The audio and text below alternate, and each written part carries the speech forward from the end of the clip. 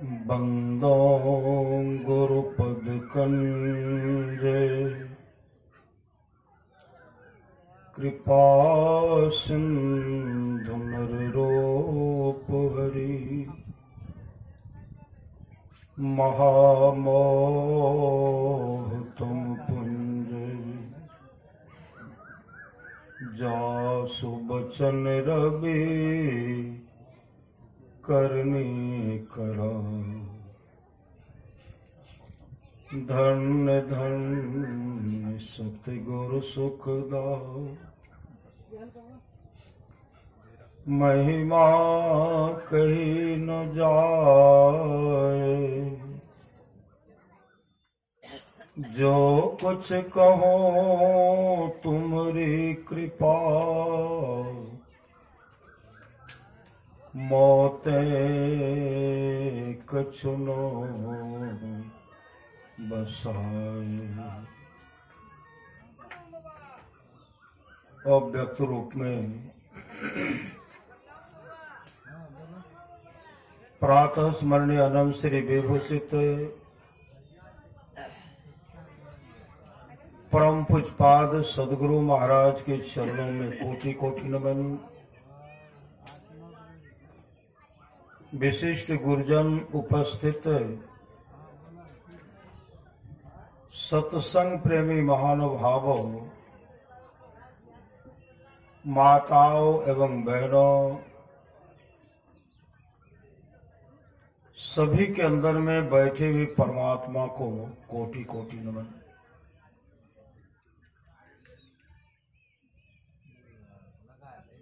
संत कबीर साहब की वाणी है, तीन लोक नौ खंड में गुरु ते बरा न कोय,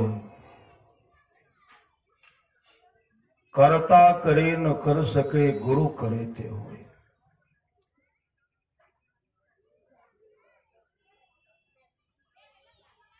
परम संत बाबा देवी साहब की वाणी है, सच्चा शिष्य वह है जो गुरु को परमात्मा के तुल्य जानकर आदर करते हैं।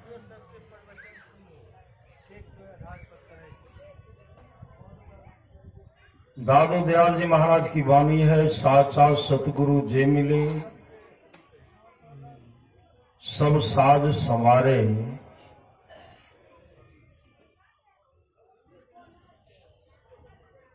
दादो नाव चढ़ाई करी ले पार उतारे, दादो काढ़े काल मुख अंधे लोचन दे, दादो ऐसा गुरु मिलिया जीव ब्रह्म कर ले। अगर सामर्थ्यवान सदगुरु मिल जाते हैं तो जीव से ब्रह्म, ब्रह्म से पीव मतलब परमात्मा बना देते। वह सामर्थ्य किन में है? वह सामर्थ्य है सामर्थ्यवान सदगुरु में, जो आज हम लोगों को सुअवसर प्राप्त है। आज है भगवान वेद व्यास जी का जन्मदिन है। पूरे विश्व के जितने भी ऋषि मुनि हैं सब इनको गुरु मानते हैं। महापुरुष की वाणी है, गुरु जो है पूर्ण मां है। गुरु क्या है? गुरु जो है पूर्ण मां है, पूर्ण मां। जिस तरह मां के छत्र छाया में रहकर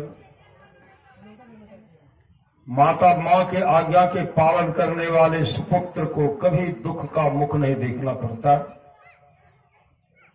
पिता की आज्ञा का पालन करने वाले सुपुत्र को कभी दुख का मुख नहीं देखना पड़ता, ठीक उसी प्रकार जो गुरु के छत्र छाया में रहेंगे,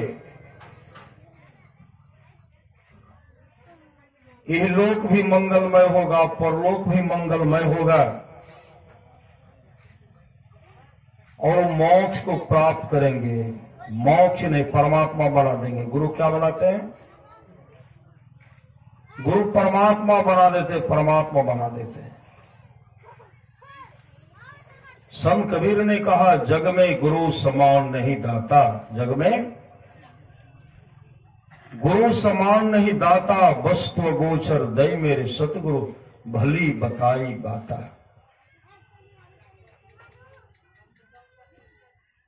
सूरदास जी महाराज की वाणी है, गुरु बिन ऐसी कौन करे, गुरु बिन ऐसी कौन करे। पर महाराज संत महाराज की वाणी है, गुरु ही तू है, गुरु पितु है, गुरु ही जीव के मितु है। गुरु सम कोई नहीं दूजा, जो जीवों को उधारा है। गुरु की नित्य कर पूजा, जगतिन सम नहीं दूजा। मेही को आन नहीं सूझा, फकत गुरु ही आधारा है। गोस्वामी तुलसीदास जी महाराज कहते हैं, बंदो गुरुपद कंजे, कृपा सिंधु नर रूप हरि। महामोह तम पुंज जासु बचन रवि करनी करा। बंदो गुरुपद पद्म परागा, सुरुचि सुवास सरस अनुरागा।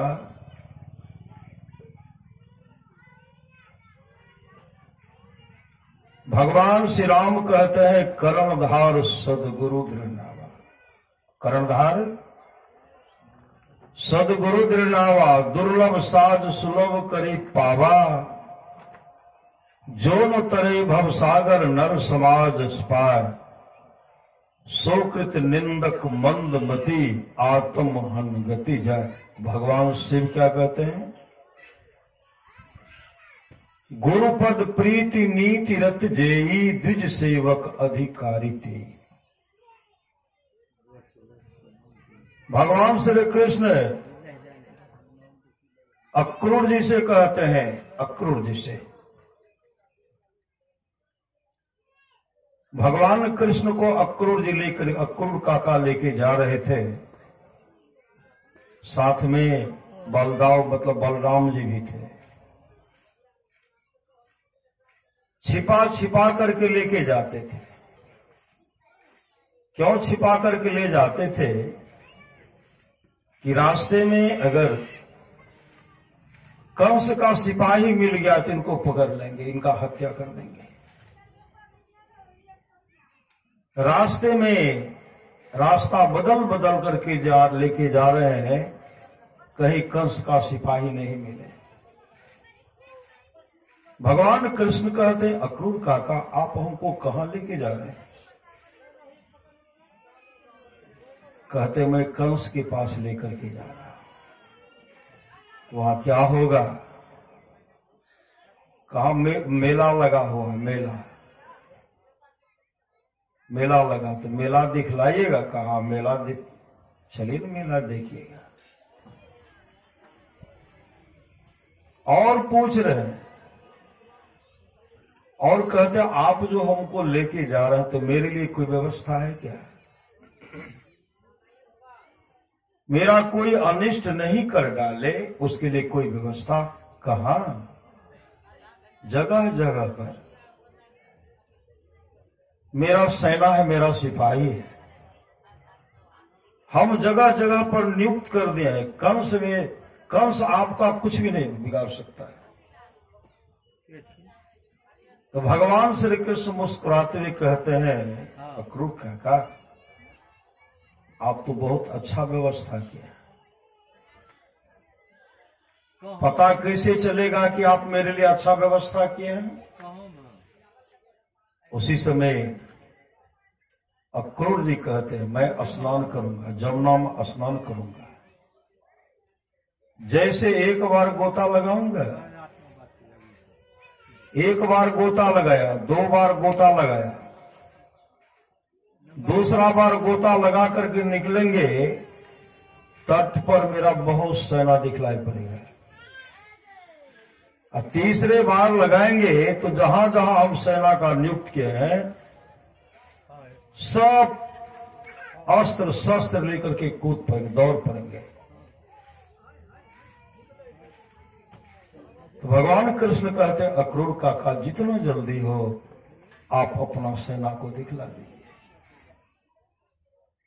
जाइए जल्दी से स्नान कीजिए। जैसे अक्रूर काका जमुना जी में गोता लगाते हैं तो क्या देखते हैं, जैसे गोता लगाते हैं यमुना नदी के अंदर में जब स्नान करते हैं तो भगवान कृष्ण को बांसुरी बजाते हुए देखते हैं। भगवान कृष्ण बांसुरी बजा रहे हैं और उसी में देख रहे हैं, बराह रूप को देखते हैं, मत्स्य रूप को देखते हैं, बावन रूप को देखते हैं, राम रूप को देखते हैं, विष्णु रूप को देखते हैं और कृष्ण रूप का भी दर्शन हो रहा है, विराट रूप का दर्शन देख रहे कर रहे हैं। इनके मन में था यह कृष्ण बालक है। जब उठ करके देखते हैं तो भगवान कृष्ण जमुना नदी के किनारे बांसुरी बजा रहे। भगवान कृष्ण मुस्कुराते हैं, कहते अक्रूर काका एक ही बार गोता लगाए, फिर गोता लगाइए। कहते अब गोता लगाने की कोई आवश्यकता नहीं, अब गोता लगाने की कोई आवश्यकता नहीं है। कहते तब आपका सेना हम कैसे देखेंगे? कहा मेरे अंदर में भ्रम था, मेरे अंदर में अहंकार था। उसी समय जमुना नदी से निकालते हैं, भगवान कृष्ण के चरण पर नतमस्तक दंडवत हो जाते, ऐसे हाथ जोड़ करके कहते मैंने आपको पहचान लिया। आप कौन है? कौन है? पार ब्रह्म परमात्मा है, परमात्मा है। मैंने आपको पहचान लिया, आपने मुझे जना दिया, आपने मुझे, आप कौन है? आपने मुझे जनाया है। उसी समय भगवान कृष्ण कहते हैं अक्रूर काका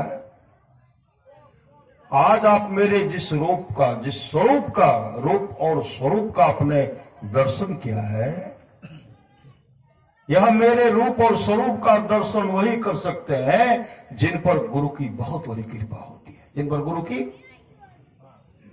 बहुत बड़ी कृपा होती है।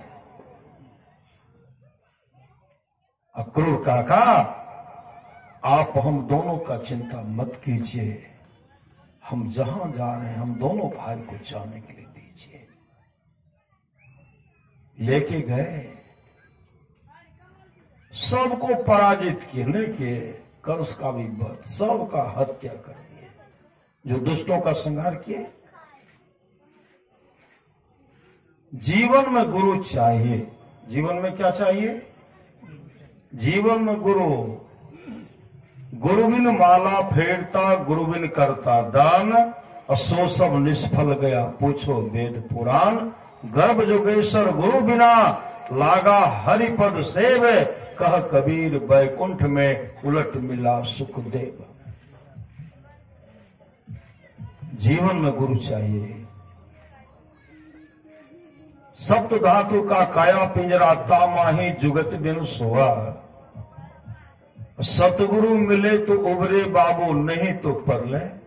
वह परले क्या? भजन बिनो कुकर सूकर जैसो, भजन बिनु बैल बिराने भई हो, भजन बिनु बनो ऊंट वृक्ष भैंसो।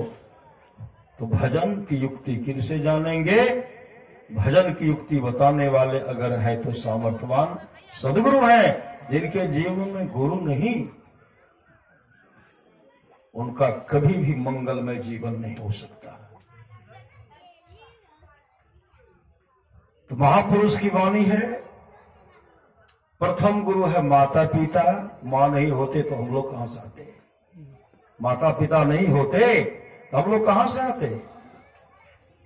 प्रथम गुरु है माता पिता, रजवीरज का सोई दाता। दूसर गुरु है मन की धाई, गर्भवास की फंद छुड़ाई। तीसर गुरुजिन धरिया नामा, ले ले नाम पुकारे गामा। चौथा गुरुजिन शिक्षा दिन्ना, जगत व्यवहार सबे तब चिन्हा। पंचम गुरुजिन वैष्णव किन्हा, राम नाम का सुमरन दिन्हा।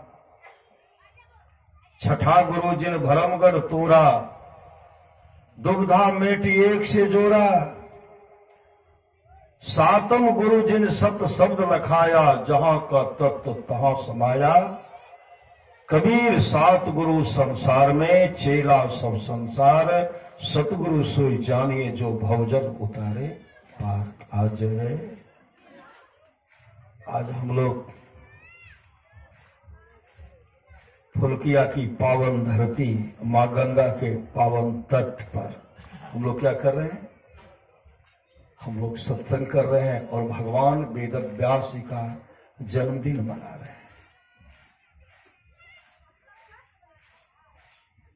आज से हम लोग सत्संग नहीं कर रहे हैं।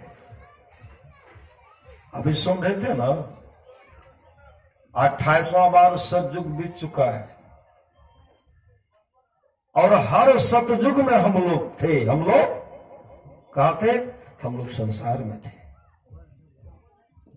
अगर संसार में होंगे तो सदगुरु के संसर्ग में रहे होंगे।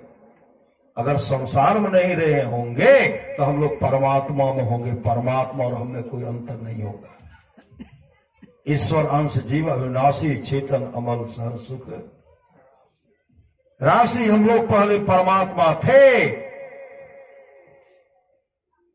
अब बाद में हम लोग परमात्मा बनेंगे। श्री सदगुरु, ये व्यवस्था जो है परमात्मा बनने का व्यवस्था है। जहां से हम लोग आए हैं वहां जाएंगे, निश्चित जाएंगे। 28वां बार सतयुग बीत चुका है, उस समय भी हम लोग थे। हर जन्म में हम लोगों को सतगुरु मिला, हर जन्म में। अगर सतयुग में सतगुरु नहीं मिलते, त्रेता युग में गुरु नहीं मिलते, द्वापर युग में गुरु नहीं मिलते, तो घोर कलयुग में तो हम लोग को गुरु नहीं मिलते। श्री सदगुरु, इसलिए हर युग में हम लोग गुरु के संग थे, इसलिए हम लोग कलयुग में भी गुरु के संग हैं। पर महाराज सुगार ने कहा, सबको एक संग कैसे मरोगे? कोई आगे मरोगे, कोई पीछे मरोगे। मेरे संग रहने वाले को अधोगति नहीं होते। मैं मोक्ष नहीं चाहता। मैं बार बार आऊंगा, तब तक आऊंगा जब तक अपने सारे शिष्यों को मोक्ष नहीं दिला दो। अंदेशा किस बात की? श्रीमद्भागवत महापुराण को पढ़िए। लिखने वाले कौन है? श्रीमद्भागवत महापुराण को लिखने वाले कौन है? भगवान वेद व्यास जी। और श्रीमद्भागवत महापुराण को पढ़िए, कूट कूट करके पढ़िए। और उसमें गुरु का महत्व है, गुरु का महत्व है।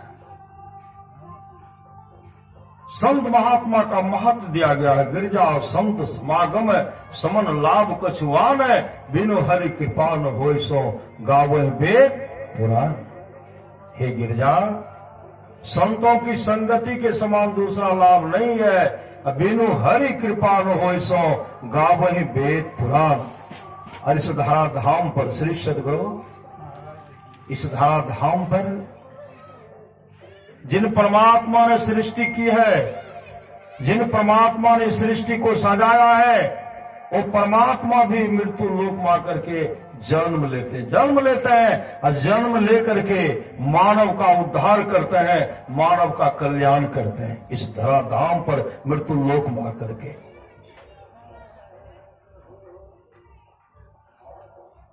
श्रीमद्भागवत महापुराण को पढ़िए। महर्षि कर्दम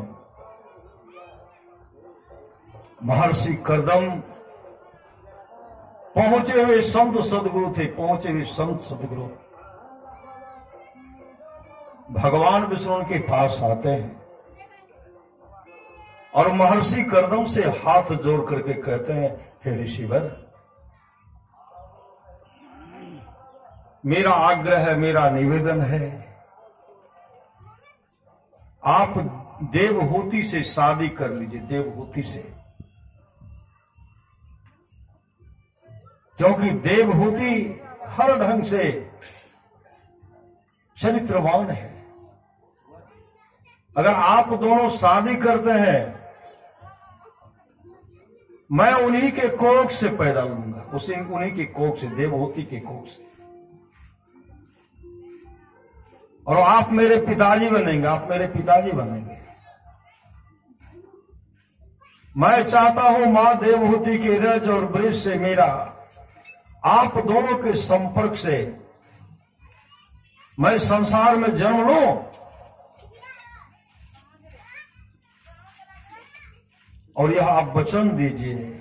इतने आग्रह के महर्षि कर्दम मानते नहीं थे। श्री सद्गुरु महाराज का हमें साधना करना, हमें ध्यान करना है।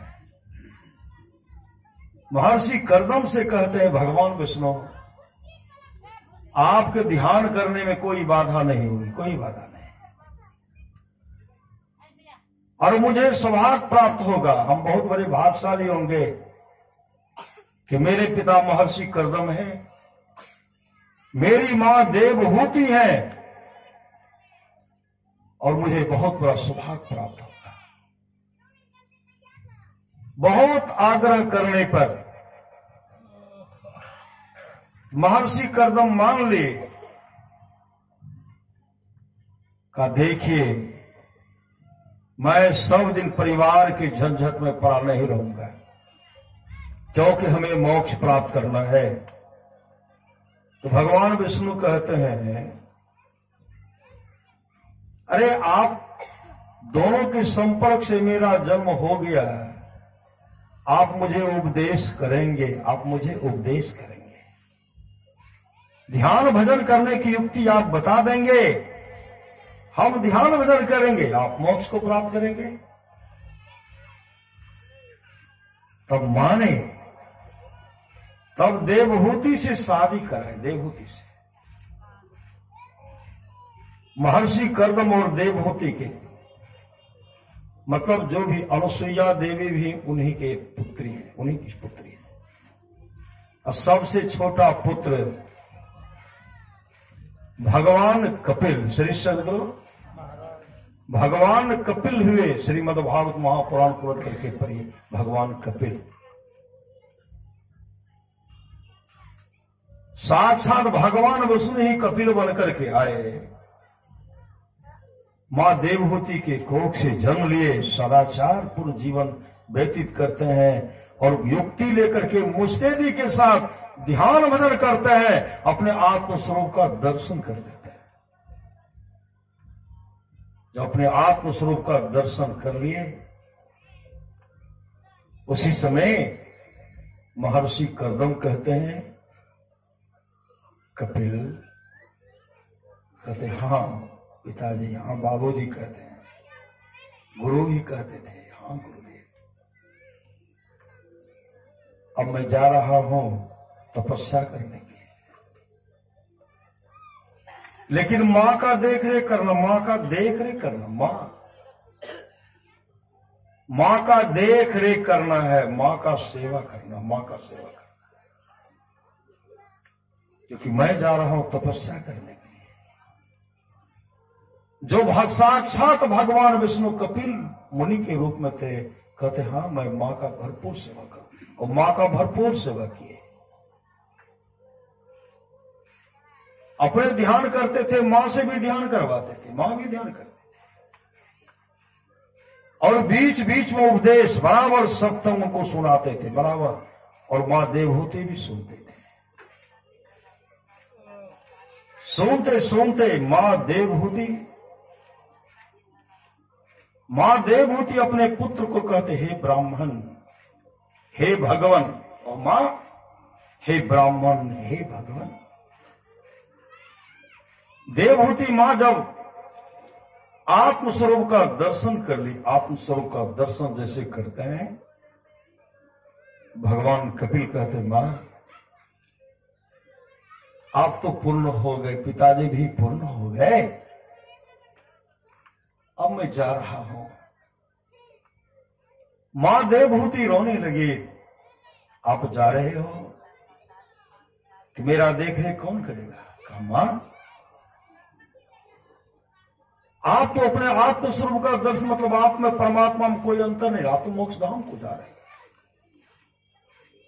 लेकिन अब मुझे भी तपस्या करना है। सही सदगुरु, पिताजी तो अपने जीवन को सफल सार्थक कर लिया, आप भी कर लिए, हमें भी मुक्ति को प्राप्त करना है ना, हम भी मोक्ष को प्राप्त करेंगे।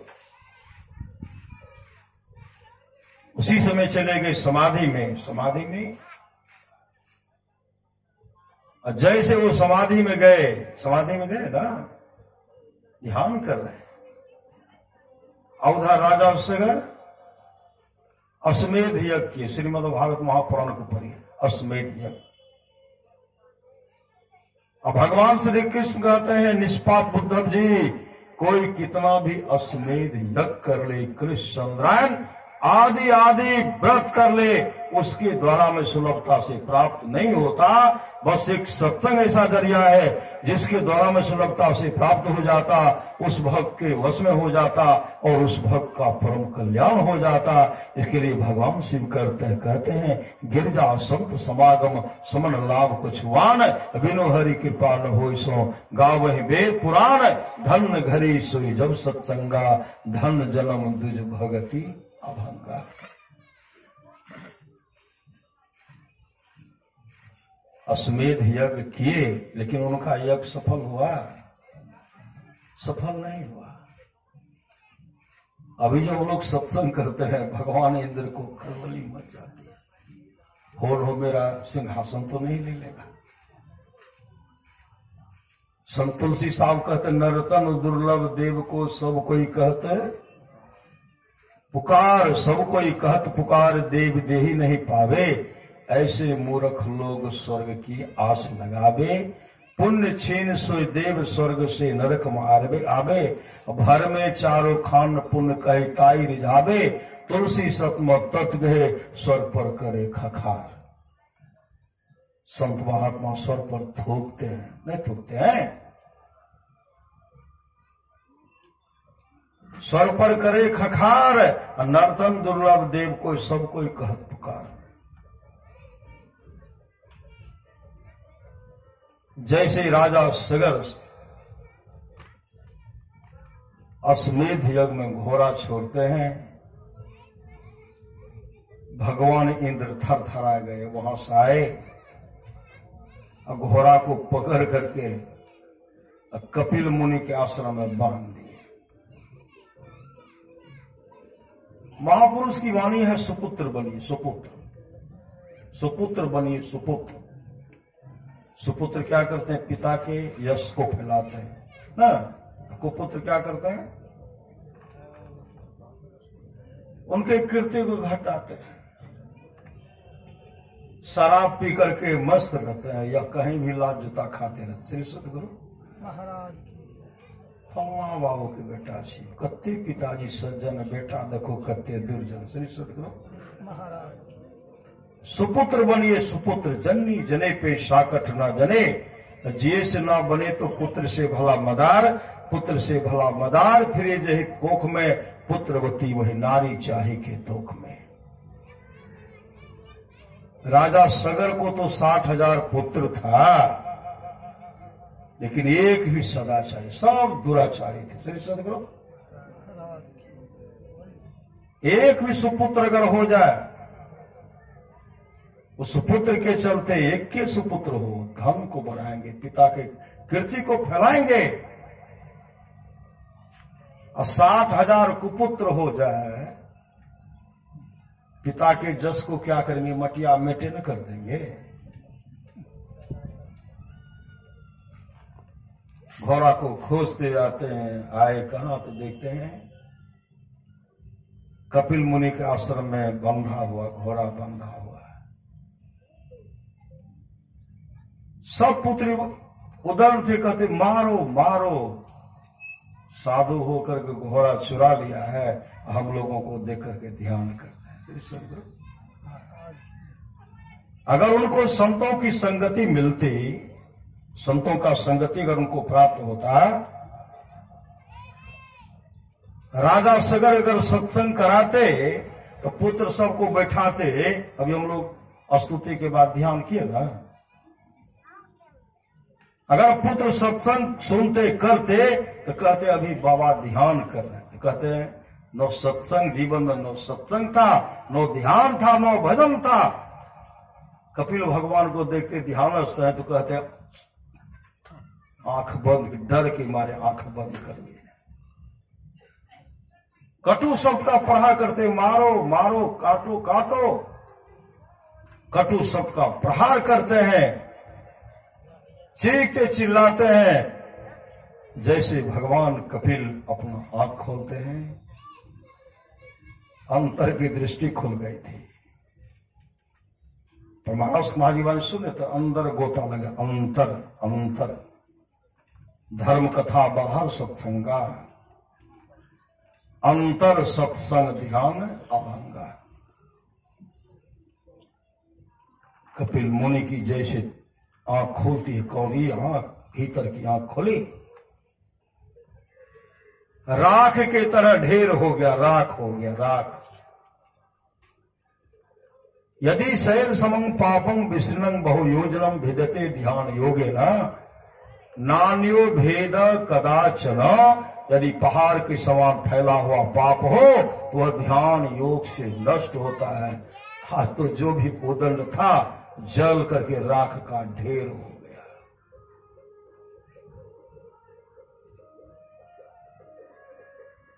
पता ही नहीं चला, बहुत दिन के बाद पता चला, कभी तक नहीं आया है। और कितने उस वंशज में धर्मात्मा पुरुष हुए और धर्मात्मा भागीरथ, भगीरथ कहिए, भागीरथ जी महाराज का जब जन्म हुआ ना, तो अपने वंशज को उद्धार करने के लिए मां गंगा को वहां से धराधाम पर लाए। श्री सदगुरु जो गंगा की धारा हम लोग देख रहे हैं, श्री सदगुरु मां गंगा को देख रहे हैं, उसी महापुरुष की देन है। तो परमारास महाराज कहते उतना नहीं करना, हम लोग को उतना नहीं करना है।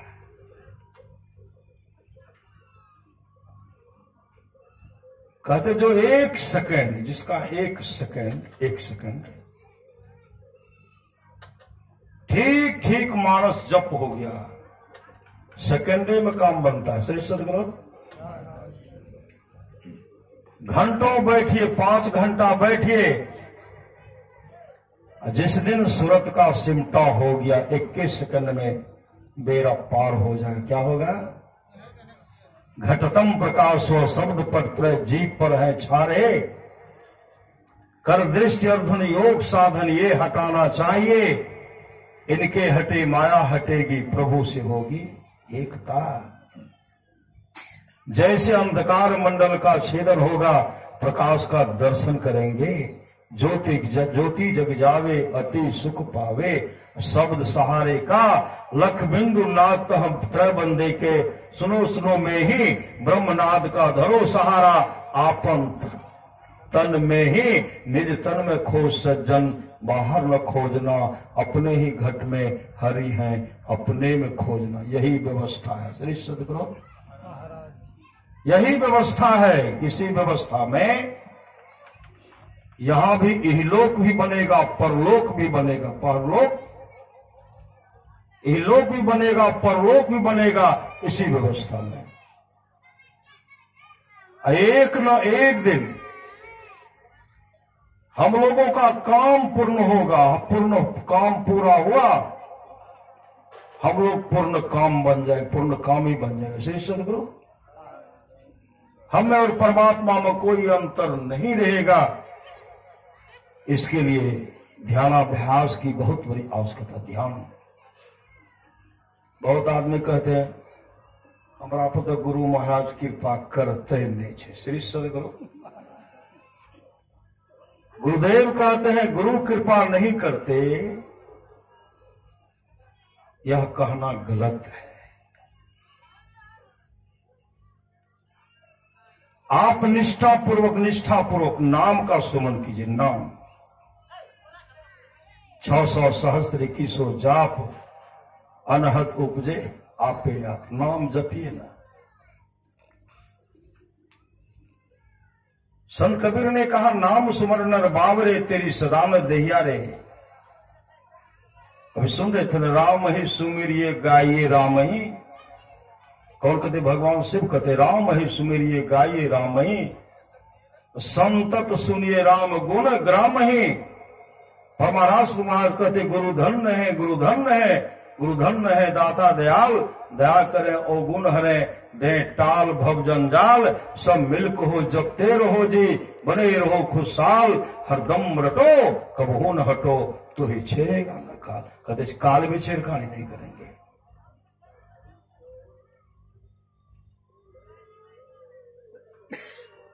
नाम सुमर नर बाबरे तेरी सदा न दहिया रे। यह माया को कौन की केकरे संग लागी रे। गुदरी से उठ जाएगी चित चित अभागी रे। सोने की लंका बनी भय धूर की धानी रे। सोई रावण की साहिबी छिन माही बिलानी रे। पुनः संत कबीर साहब कहते नाम लगन छूटे नहीं सोई साधु सायाना हो। माटी के बर्तन बनियो पानी ले साना हो। बिनसत बार लागे क्या राजा क्या राना हो। क्या सराय का बासना सब लोग बेगाना हो। होत भोर सब उठी चले दूर देश को जाना हो। 8 पहर सन्मुख लरे सोई बांधे बाना हो। जीत चला भव सागर सोई सुरा मर्दाना हो। सतगुरु की सेवा करे पावे परवाना हो। कहे कबीर धर्मदास से यही काल डेराना हो।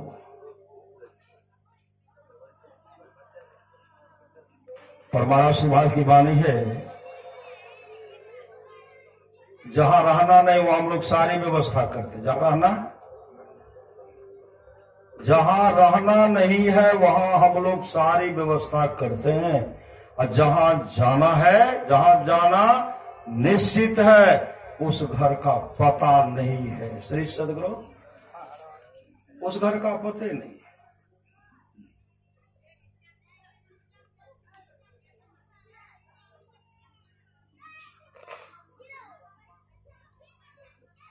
उस घर का पता नहीं। उस घर का पता कहां मिलेगा? उस घर का पता संत सदगुरु बताएंगे।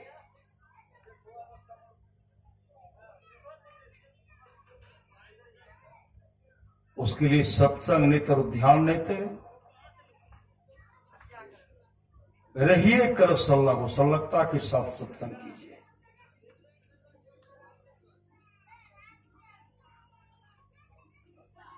गिरजा संत समागम समन लाभ कछुआन। बिनु हरि कृपा न होय सो गावहि वेद पुराण। भगवान नरसिंह भक्त प्रहलाद से कहते हैं प्रहलाद है किसी भी कुल में मम भक्ता मेरा एक भी भक्त हो जाए, एक भी भक्त हो जाए।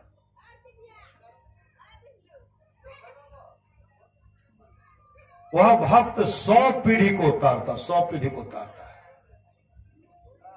एक जैसे सत्संग सुनने उनके 100 पीढ़ी का उद्धार होगा, 100 पीढ़ी का।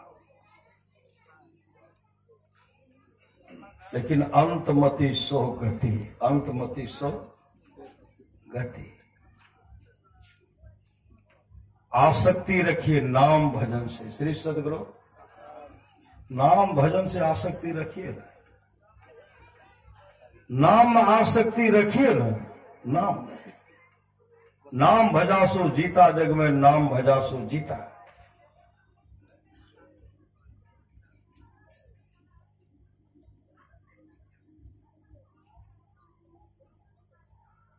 आप लोग जानते हुए राजा पुरंजन को। श्री सदगुरु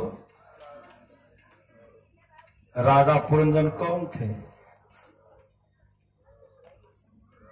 2 थे। एक मान सरोवर के रहने वाले हंस थे, हंस। एक का मन छटपट करता था मृत्यु लोक के दृश्य को जाकर के देखो, यहां के सुख को भोगो। एक कहते नहीं नहीं यहीं रहो, कहीं मत जाओ। वहां जो भी गए सब उलझ गए। वहां जो भी आए हैं, यहां जो भी आए गए हाथ मल के। एक मित्र कहे मत जाओ, लेकिन कहा नहीं नहीं, वो चल दिए तो होते होते मृत्यु लोग जैसे आते हैं। एक काल कन्या थी श्री सदगुरु, उसके मोह में पड़ गए और उनसे शादी भी कर ली श्री सदगुरु। अब उन्हीं की सेवा कर, उन्हीं की सेवा में लगे।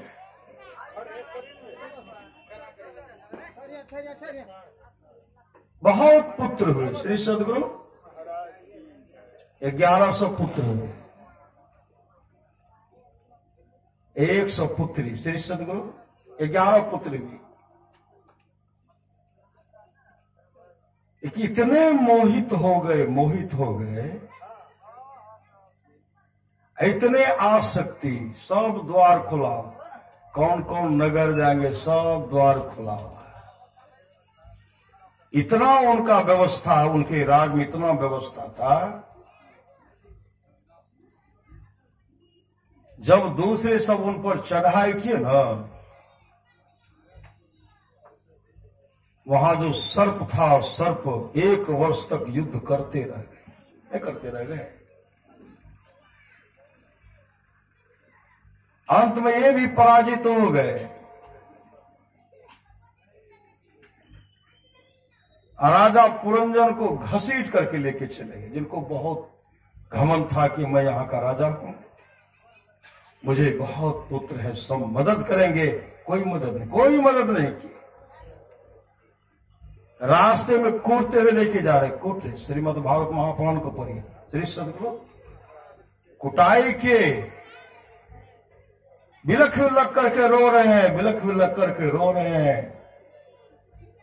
अब पत्नी के मोह में अपने प्राण को त्याग दिए श्री सदगुरु। जैसे उनके मोह में प्राण को त्यागे, वह उनका जब शरीर छूटा ना, पहले तो खूब कुटाई, बहुत दुख हो गए। और एक राजा के घर में राजकुमारी बनकर के जन्म ली, राजकुमारी बन गए। राजकुमारी बनकर के जन्म ली, बहुत सुंदरी। अब सियानी भी, शादी हो गई। अब पति के सेवा में लग गए, पति के सेवा में। अब पति के सेवा में लगे, पति भी इतने महान थे, वो कहते अब इस झमेला में हम नहीं पड़ेंगे, हम मोक्ष को प्राप्त करेंगे, मोक्ष को। और इतने धर्मनिष्ठ थे पति, इतने ध्यान में मग्न रहते थे। ये सोच रहे, इनका नाम है ये सोच रहे कि सेवा करेंगे पति का, पति की सेवा में लग गए। पति इतने ध्यान में मग्न हो गए कि आत्मस्वरूप का दर्शन कर लेते हैं और शरीर से आत्मा निकल जाती है।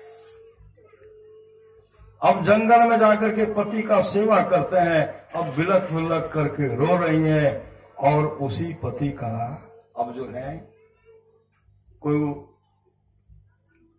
अरे मोक्ष प्राप्त की महापुरुष थे, और यह जो है अब अपने पति को चिता में अग्नि दे रही है। इस देने के लिए चारों तरफ से घूर रही है, बिलख बिलख करके रो रही है। बिलख बिलख करके जो रो रही है, उसी समय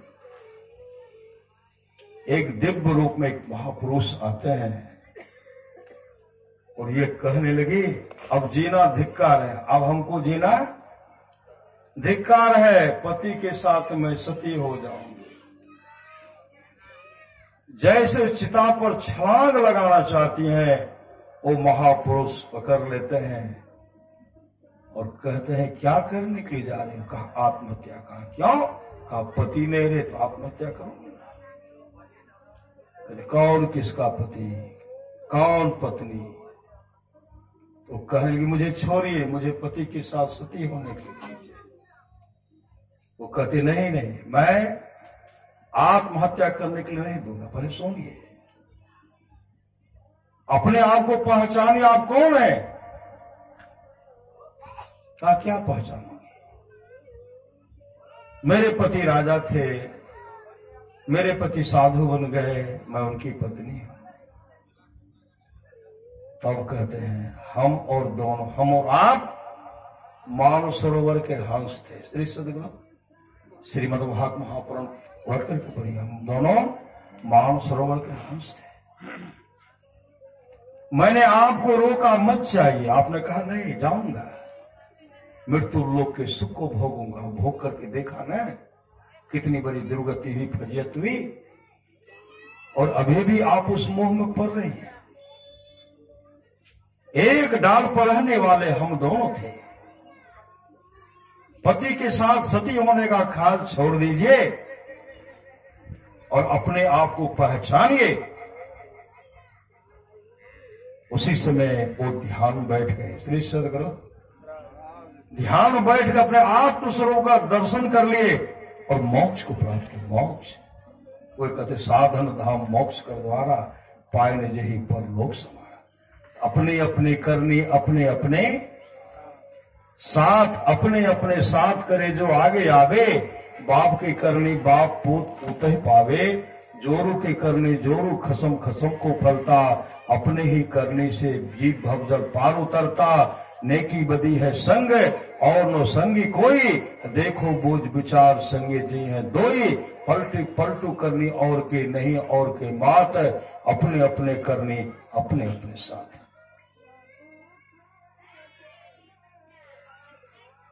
सच्ची घटना है। श्री सदगुरु एक लड़का था, लड़का बचपन से सदाचारी, बड़ा सुचाचारी था। अपने जीवन के बादलों को संत सदगुरु के हवाले करके वो ध्यान भजन करते थे। 15 वर्ष का हो गया। वह लड़का अपनी मां से पूछ बैठते, मां सबका पिताजी को देखता हो, मेरा पिताजी कहां है? मां रोने लगी। लड़का कहते, मां पिताजी के बारे में पूछता तो आप रो रही हैं, पिताजी का पता तो बताइए। तो हम रोती हुई कहने लगी, देखो जब तू मेरे गर्भ में ही था तो पिताजी हमसे रुष्ट होकर के घर से निकल गए। आज 15 वर्ष हो गया, अभी तक नहीं आए। मां पिताजी का पता हमको बता दीजिए। नाम लिए सब पता लेकर के रंग रूप बताते, तो रंग रूप का कैसे पता चलेगा उनको? फिर भी मां बता रहे ऐसे रंग के थे, ऐसे रूप के थे। लड़का घर से निकले पिताजी को ढूंढने के लिए। घनघोर जंगल जाते हैं। घनघोर जंगल जैसे गए तो स्नान करके ध्यान करने के लिए बैठते। उसी समय उधर से एक सज्जन आए। अब दोनों से मुलाकात बातचीत हो रही है। दोनों का परिचय पात्र होता है। परिचय पूछते हैं। वह सज्जन पूछते हैं कहां के रहने वाले? का अमुक गांव का रहने वाला। मेरे पिताजी का नाम अमुक है, मेरे दादाजी का नाम अमुक है। मैं अपने पिताजी को ढूंढने के लिए जा रहा हूं। मैं अपने पिताजी को ढूंढने के लिए जा रहा हूं। उसी समय वो सज्जन कहते हैं, जहां तुम बैठे हुए हो तुम्हारे पिताजी की संगति अच्छी नहीं थी। तुम्हारे पिताजी की संगति अच्छी नहीं थी। तुम्हारे पिताजी बटमार थे, लुटेरे थे, लोगों का धन लूट करके लाते थे और लूट लूट करके एक ही जगह जमा करते। डाका डाल करके लाते थे, एक ही जगह जमा करते थे। जब बहुत धन हो गया तो सब मिल करके बंटवारा करते। बंटवारा बंटवारा में सबका हिस्सा बना। तुम्हारे पिताजी को बहुत धन का ढेर हो गया। कुछ के मन में हो गया, अगर इसका धन मेरा हम लोगों का हो जाए। कुछ के मन में हो तो वो अपना मनोभाव दूसरे को रखते हैं, तो दूसरा क्या कहते हैं, यह तो साथी है, इसका धन कैसे होगा, का अगर इसका हत्या कर दें तब तो हम लोग बांट लेंगे, तब तो बांट लेंगे। श्री सदगुरु उसी समय सब मिलकर के तुम्हारे पिताजी का यहां हत्या किए। हत्या, पिताजी का श्वास की गति चल रही थी। श्री सदगुरु श्वास गति चल रही है। सब सोचते हैं कि अब यह मर गया, अब धन लेकर के चलो, सब लेकर के भाग गए। लेकिन उधर से बाघ आया और तुम्हारे पिताजी को इसी जहां तुम बैठे इसी जगह खाया है। इसी जगह तुम्हारे पिताजी को बाघ खा गया है। और कहीं ढूंढोगे तो मिलेगा? अरे बाघ के पेट से पखाना भर करके निकल गया है। इतना सुनने के बाद वह लड़का रोने लगा। मैंने मां को कहा था मैं पिताजी को ढूंढ करके लाऊंगा, तो मैं मां को जवाब क्या दूंगा? और उसी समय रोते बिलखते रो रहे हैं, बिलख बिलख करके रो रहे हैं और मंत्र का सुमरण कर रहे, मंत्र जप रहे हैं, गुरु प्रदत्त मंत्र को जपते हैं। जपते जपते बिलख बिलख करके रो रहे थे। उसी समय ध्यान बैठ गए। जैसे ध्यान बैठते हैं, गीता जो है, गीता चौथा अध्याय का श्लोक का पाठ करते हैं, उनके मुख से निकला। जैसे उनके मुख से गीता का चौथा अध्याय का श्लोक का पाठ उनके मुख से निकलता है, उसी समय भयंकर आवाज होती। भयंकर आवाज जब होती, उस आवाज में ऊपर देखते हैं तो प्रेत को देखते। प्रेत को देखने के बाद प्रेत का जो रूप है वह फिर बदलता है और उसी में लगता है भगवान विष्णु के रूप स्वरूप जैसा प्रकट हो गए। भगवान विष्णु के रूप स्वरूप जैसा प्रकट हो गए। जैसे रूप स्वरूप जैसा प्रकट होते हैं, उसी समय भगवान विष्णु के पार्षद आए वहां। अब पार्षद जैसे आए उनको विमान पर बैठा लेते हैं। अब भगवान विष्णु में कोई अंतर नहीं रहा। जैसे उनको विमान पर बैठाए, भगवान विष्णु के पार्षद लेकर के जाने लगे। वो पार्षद से कहते हैं जरा ठहरिए, जिन बालक के द्वारा आज मेरा परम कल्याण हो गया उनका परिचय पूछ लेता हूं। तो वो पूछते ही, बालक हम तो 15 वर्ष यहां प्रेत बन करके यहां भटक रहा था, पानी के लिए तरस रहा था। यहां 15 वर्ष से मैं काफी कष्ट भोग रहा था, और तुमने ऐसा मंत्र का उच्चारण किया, गीता का पाठ जो किया, श्लोक जो तुम्हारे मुख से निकला, प्रेत का शरीर मेरा छूट गया, प्रेत जोनी छूट गया। अब मैं भगवान विष्णु के रूप स्वरूप जैसा हो गया। अब मैं वैकुंठ लोक को जा रहा हूं। ऐ बालक, तुम्हारे चलते मेरा परम कल्याण होगा, तो अपना परिचय दो। तब वो कहते हैं मैं अमुक गांव का रहने वाला हूं, मेरे पिताजी का नाम अमुक है। मेरे पिताजी 15 वर्ष पहले मां से रुष्ट होकर के घर से निकल गए हैं, तो मैं अपने पिताजी को ढूंढने के लिए जा रहा था। मेरे पिताजी का नाम अमुक था।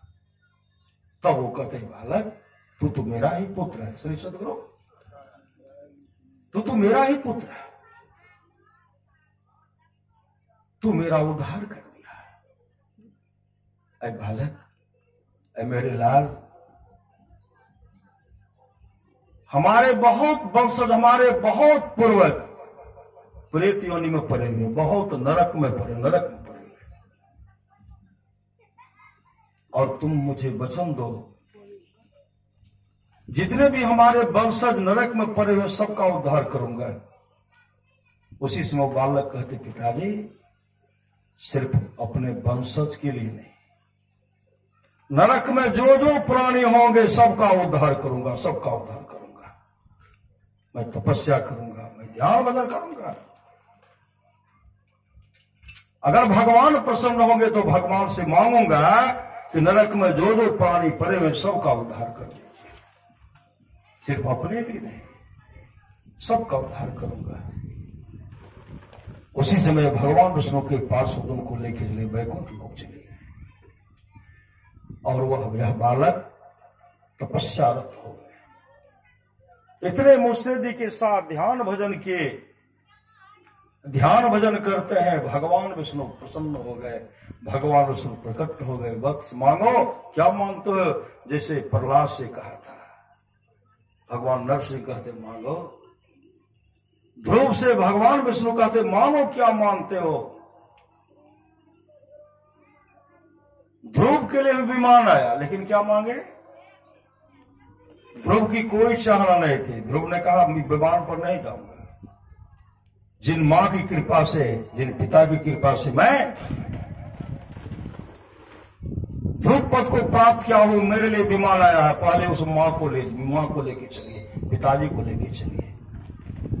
जब तक मेरे माता पिता नहीं जाएंगे तब तक मैं नहीं जाऊंगा। भगवान विष्णु के पार्षद कहते हैं, बालक है ध्रुव, तू अपने लिए सोच रहे हो, तू अपने माता पिता के सोच। देखो ना, तुम्हारे आगे आगे, तुम्हारे विमान के आगे आगे तुम्हारे माता पिता जा रहे हैं। देखो तुम्हारे माता पिता जा रहे हैं। उसी समय ये बालक भगवान विष्णु जब प्रसन्न हो गए तो कहते, भगवान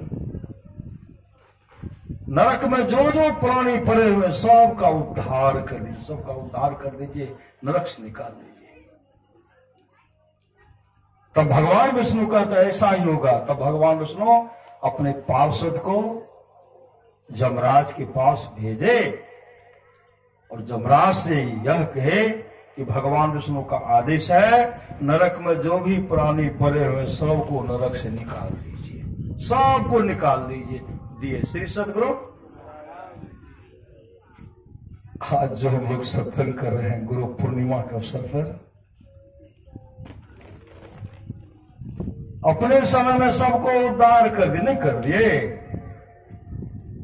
आज ऐसे ऐसे महान संत सदगुरु आए, ऐसे ऐसे सुपुत्र को जन्म दिए।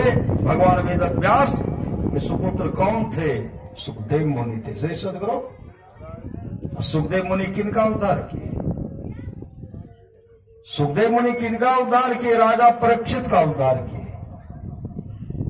जिन राजा परीक्षित की दुर्गति होती, नरकगामी होते, और सत्संग सुना करके श्री सदगुरु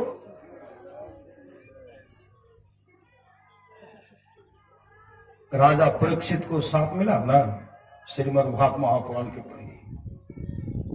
जैसे उनको साथ मिला, जिसने मेरे पिता के साथ ऐसा दुर्व्यवहार किया। कैसा दुर्व्यवहार?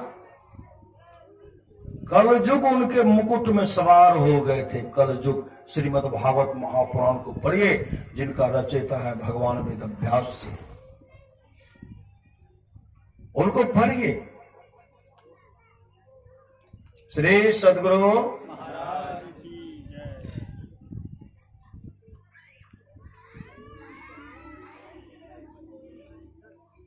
कलयुग का जब प्रादुर्भाव हुआ ना,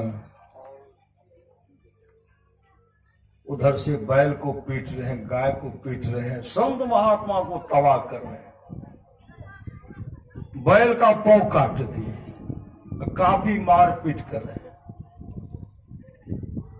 राजा परीक्षित बहुत बड़े धर्मात्मा राजा, बहुत बड़े धर्मात्मा राजा है। राजा परीक्षित देखते हैं कौन यह उदंड है जो बैल का पांव काट दिए, गाय को पिटाई कर रहे हैं, संत महात्मा को पीटते हैं। हथियार उठा लिए, जैसे कलयुग पर हथियार का प्रहार करना चाहते हैं, कलयुग कांपने लगे। और कांपते सामने प्रकट हो, कहते महाराज मैं कलयुग हूं, कलयुग आ गया है, मैं कलयुग हूं। तो कलयुग आ गया तो तुम बैल को तबाह करोगे, गौ को कर दोगे, संत महात्मा को कर दोगे, तुम निकलो, मेरे राज में तुम्हारा कोई जगह नहीं है, मेरे राज में तुम्हारा कोई स्थान नहीं है। कहा महाराज कोई स्थान तो दीजिए। कलयुग डर गए, श्रीमद् भागवत महापुराण को पढ़े, कलयुग डर गए, गिड़गिड़ाते हुए कहते मुझे कोई स्थान दीजिए। राजा परीक्षित कहते जाओ, मैं तुम्हारा स्थान जुआ में दिया, मैं तुम्हारा स्थान शराब में दिया, मैं तुम्हारा स्थान वेश्यालय में दिया। उसी समय कलयुग कहते हैं महाराज सब जगह तो अपवित्र जगह दिए, कम से कम एक को जगह तो सुंदर दीजिए। कहते जाओ, मैंने तुम्हारा स्थान धन में दिया, मतलब सोना में दिया। जैसे कहते धन में दिया, सोना में दिया, कहां जाते? राजा परीक्षित के माथे पर जो मुकुट था ना, जरासंध का मुकुट था, सोना का मुकुट था, उसी में घुस गए। घुस करके जो जो नहीं कराने का सो सब कुछ करा दिए। क्या कराए? इनको जोरों की प्यास लग गए, पानी के लिए व्याकुल हो गए। समीक मुनि के आश्रम में गए, कमंडल का जल भी सूख गया, सुराही का जल सूख गया, बगल में पोखर था वहां भी पानी सूख गया, कुआं का पानी सूख गया, पानी नहीं है, पानी पानी पानी चीख रहे हैं, चिल्ला रहे हैं। समीक मुनि ध्यानस्थ थे, उनको ऐसे पूरा बल लगाए उठाते हैं, वो तो ध्यान मग्न थे। उसी समय श्री सदगुरु उसी समय क्या कि एक मरा हुआ सर्प था, उठाए और गले में लपेट दिए, और लपेट करके आए वो घर। और जैसे मुकुट को खोल करके रखते हैं तो मुकुट में कलयुग हंस रहा है, कलयुग हंस रहा, काम मार रहा है। राजा परीक्षित मुकुट को और देख रहे तो कलयुग हंस रहा है और कहते मैंने क्या कर दिया, मैं तो समीक मुनि का अपमान कर दिया, संतों का अनादर कर दिया, मैंने क्या कर डाला। इस तरह पश्चाताप कर रहे हैं। उधर श्रृंगी ऋषि कौशिकी नदी के किनारे खेल रहे थे। ऋषि पुत्र सब जाकर के कहते समीक, श्रृंगी यहां तुम क्या कर रहे हो? अरे जाओ देखो अपने पिताजी को, देखो तुम्हारे पिताजी के साथ कैसा दुष्ट है कि उनके गले में मरा हुआ सर्प लपेट दिया है। श्रृंगी ऋषि बहुत छोटा था, ऋषि पुत्र न था, बालू में खेल रहे थे, हाथ में बालू था, और उसी समय नदी में प्रवेश कर गए, चुल्लू में जल लेते हुए कहते हैं जिसने मेरे पिताजी के साथ ऐसा दुर्व्यवहार किया है उनको 7वें दिन तक दंश करेगा, उनकी अधोगति होगी, वो नरकगामी होंगे।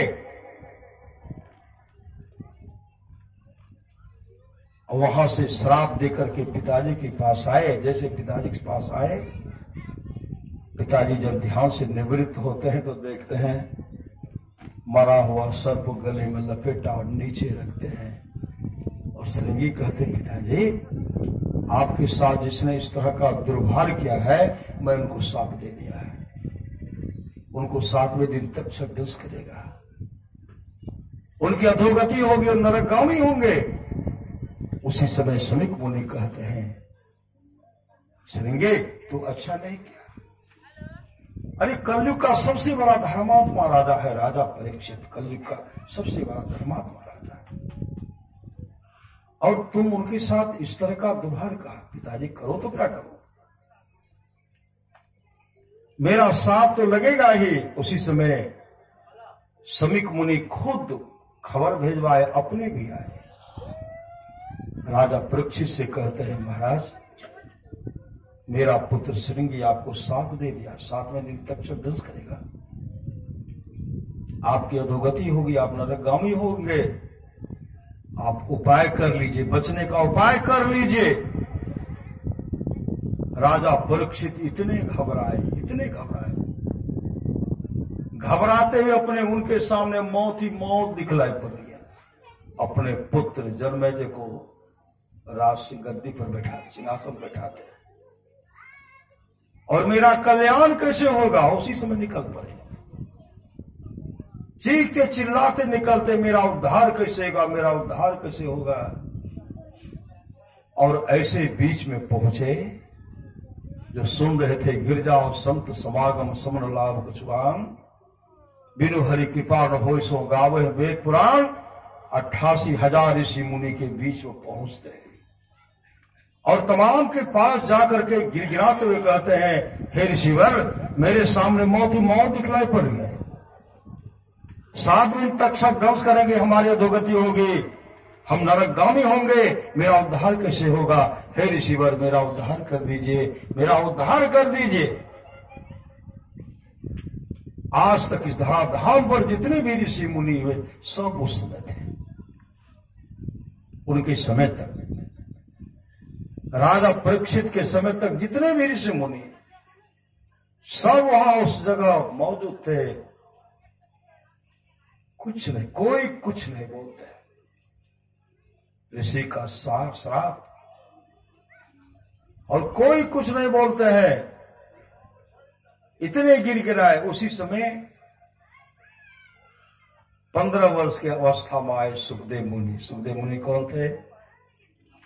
भगवान वेद व्यास के सुपुत्र थे सुखदेव मुनि, जो अमर कथा सुन करके अमर हो गए थे।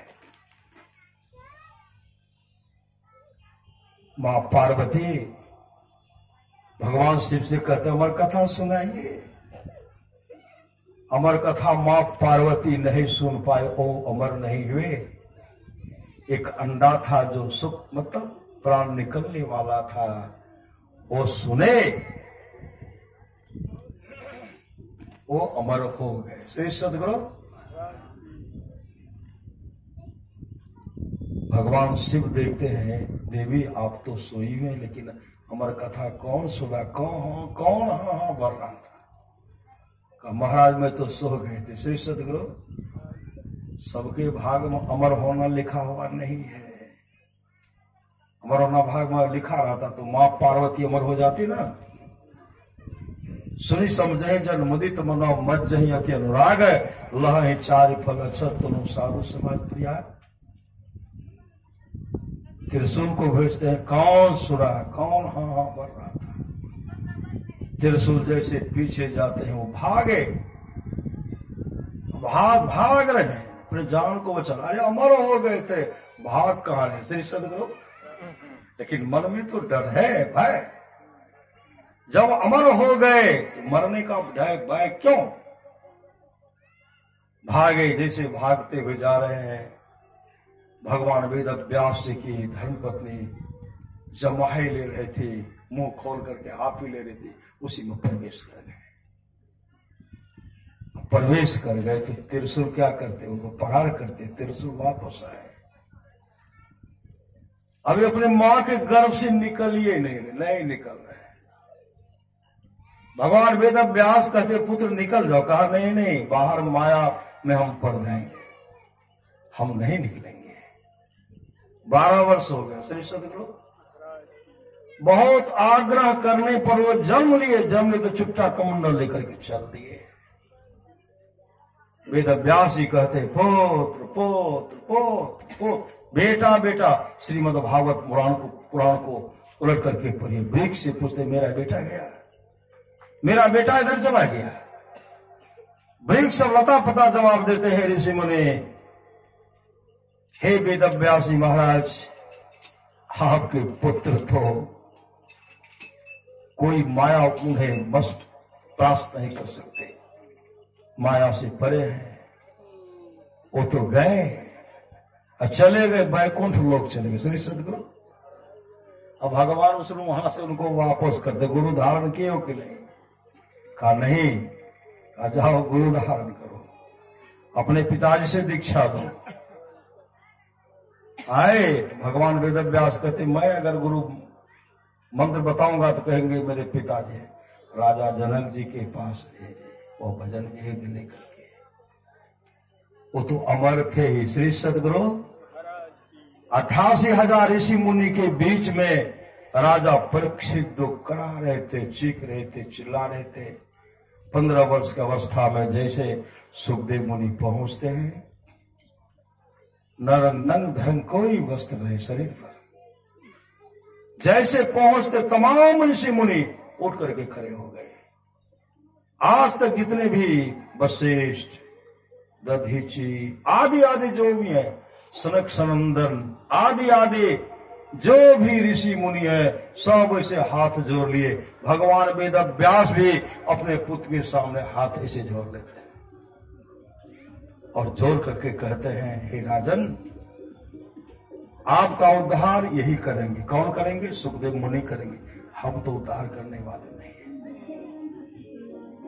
और उसी समय राजा परीक्षित उनके चरण लिपट गए, महाराज मेरा उद्धार कर दीजिए, मेरा उद्धार कीजिए, मेरे सामने मौत ही मौत दिखलाई पड़ रही है, मेरे सामने मौत ही मौत दिखलाई पड़ रही है। इतने घबराए, चीखते चिल्लाते हैं। उसी समय सुखदेव मुनि कहते हैं, राजन आप इतने भयभीत क्यों हैं? आप इतने चीख चिल्ला क्यों रहे? राजा परीक्षित कहते हैं, चीखना चिल्लाना तो स्वाभाविक ही है ना, मात्र 7 दिन समय है। श्री सदगुरु, और 7 दिन भी कोई समय है? तक्षक दंश करेंगे, हमारी अधोगति होगी, नरक में बहुत बड़ा दुख भोगना पड़ेगा, इसलिए चीख चिल्ला रहा हूं। तब राजा परीक्षित को सुखदेव मुनि कहते, राजन अरे आपको तो 7 दिन का समय, आपको तो 7 दिन का समय है, 7 दिन का। आप जानते होंगे राजा खड़वांग का दोस्त था जमराज, वो चले गए जमराज से मिलने के लिए। श्री सदगुरु, जमराज से मिलने के लिए गए, जैसे वहां गए, जमराज कहते, दोस्त कहां आना हुआ? राजा खड़वांग कहते हैं, दोस्त एक न एक दिन आप जाओगे, नहीं तो आपका दूत जाएगा, हमारी मृत्यु तो होगी निश्चित, लेकिन पहले आपसे हम मिलने के लिए आए। बहुत वर्ष पहले, कई वर्ष पहले हमको संदेशा भेज दीजिएगा, आपकी मृत्यु जो है कई वर्ष पहले भेजेगा कि निश्चित समय निर्धारित कर दीजिएगा ना, तब हम बढ़िया से ध्यान भजन करेंगे, भगवत भजन करेंगे, जीवन को सफल सार्थक करेंगे। श्रीमद्भागवत महापुराण को पढ़िए, श्री सदगुरु, जीवन को सफल सार्थक करेंगे। जमराज हंसने लगे, राजा खड़वांग कहते, दोस्त हम आपसे मिलने के लाए, आप हंस रहे हो? कहा, दोस्त आप तो कह रहे कि कई वर्ष पहले हमको खबर करना है, और तब हम ऐसा ध्यान भजन करेंगे कि जीवन को सफल सार्थक कर लेंगे, हम मुक्ति को प्राप्त कर लेंगे। आप कहते कई वर्ष पहले खबर कीजिएगा, आपकी उम्र मात्र 2 घड़ी शेष है, 2 घड़ी में जो आप जो करना चाहते हैं कर लीजिए, 2 घड़ी में जो करना चाहते हैं कर लीजिए। राजा खड़वांग घबराए नहीं, जमराज के पास बैठ करके 2 घड़ी सत्संग के, धन घड़ी सोई जब सत्संगा, भगति स्वतंत्र सकल सुख खाने, अबिनु सत्संग न पावे, प्राणी मति की रति गति भूत भलाई, जब जही जतन जहां जही पाए, सो जानव सत्संग प्रभाव, लोकों वेदना अनुपाओ। राजा खड़वांग घबराए नहीं, 2 घड़ी तक जमराज के पास बैठ करके सत्संग के, और सत्संग करते करते राजा खड़वांग को समाधि लग गई। राजा सब खड़वांग मोक्ष को प्राप्त किया, मोक्ष को। तो महाराज महाराज की वाणी है, थोड़ा सा भी सत्संग करो, बड़ा लाभ होता है। जितना लाभ की बहुत धन के मिलने, बहुत विद्या के पढ़ने से होता, उतना लाभ सत्संग से होता है। नित्य नियमित ढंग से सत्संग करो और सत्संग से खाली कोई मत रहो।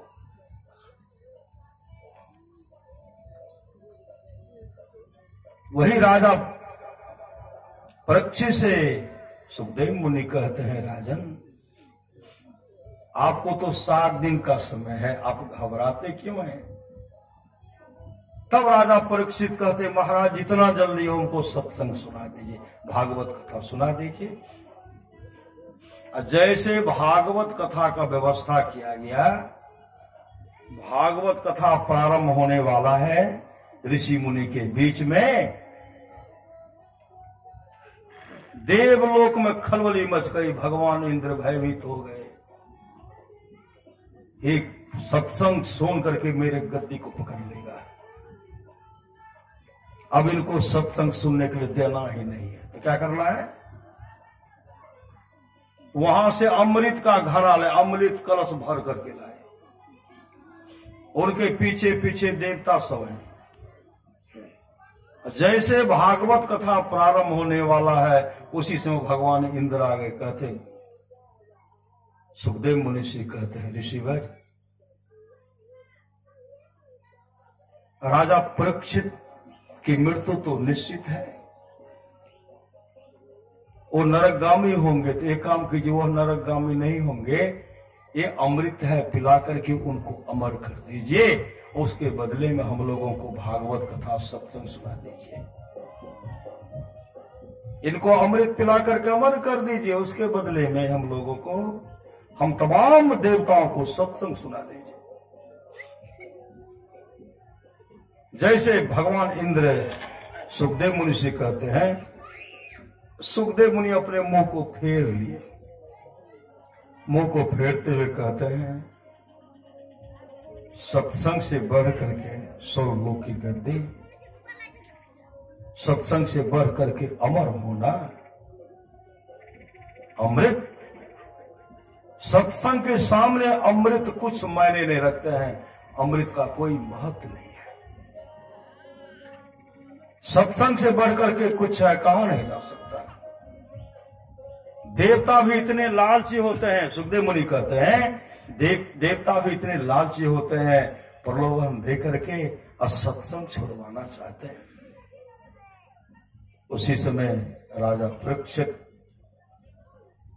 अपने सदगुरु के सामने, सुखदेव मुनि के सामने हाथ जोड़ करके कहते हैं, हे महात्मन, हे ऋषिवर, हमें अमृत पी करके अमर होना नहीं है, मुझे भागवत कथा, मुझे सत्संग सुना दीजिए, मुझे सत्संग सुना दीजिए, मुझको सत्संग सुना दीजिए। इतना सुनने के बाद भगवान इंद्र लज्जित हो गए, लज्जित हो गए, और देवता सब भी लज्जित होकर के मुंह छिपा करके चल दिए। भागवत कथा प्रारंभ हुआ। 1 दिन सुने, 2 दिन सुने, 3 दिन सुने, 4 दिन सुने, 5 दिन सुने, 6ठा दिन सुने, 7वें दिन सुने। और 7वें दिन तक्षक भी दंश करना, तक्षक भी दंश करेंगे, क्योंकि ऋषि का श्राप है। 7वें दिन सत्संग सुनते सुनते राजा परीक्षित को समाधि लग गई। राजा परीक्षित को समाधि लग गई। समाधि लगने के बाद आत्मस्वरूप का दर्शन करते हैं। वैकुंठ लोक से विमान आते हैं, विमान पर बैठा करके लेके उनको चल दिए। अब तब तक्षक आकर के डांस करते थे। किनको करते हैं?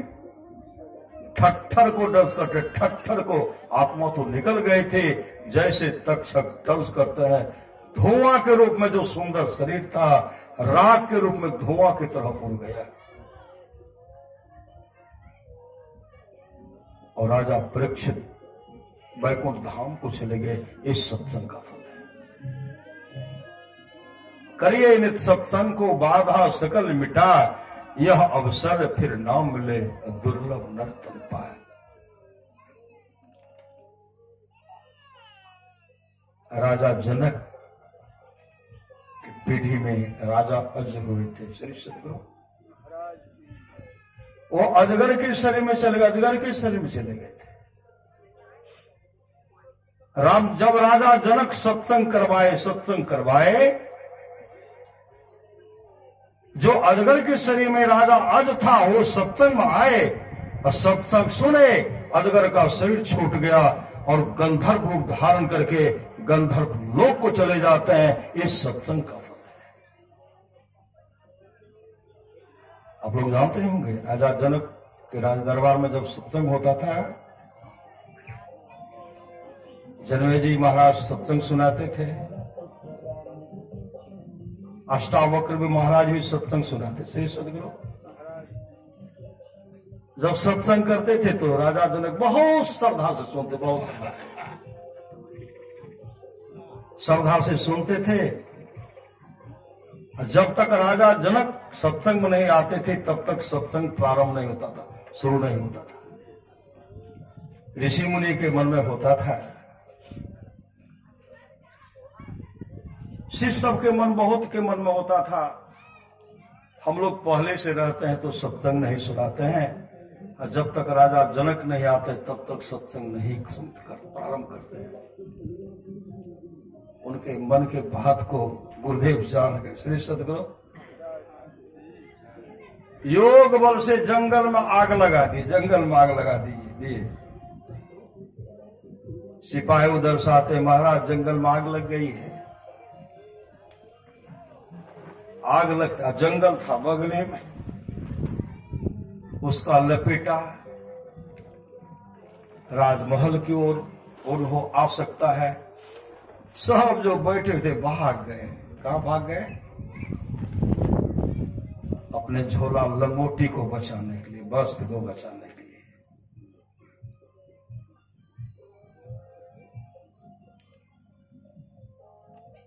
फिर उधर से कहते, महाराज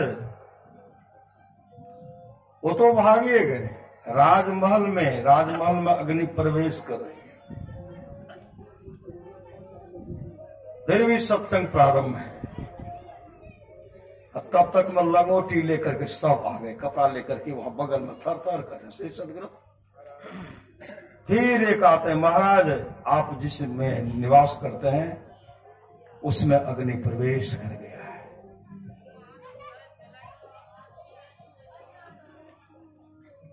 गुरुदेव क्या करते हैं? प्रवचन करना बंद कर दिए। राजा जनक जी कहते, गुरुदेव हाथ जोड़कर, गुरुदेव इस राजमहल को एक न एक दिन नष्ट होना है, चलना है।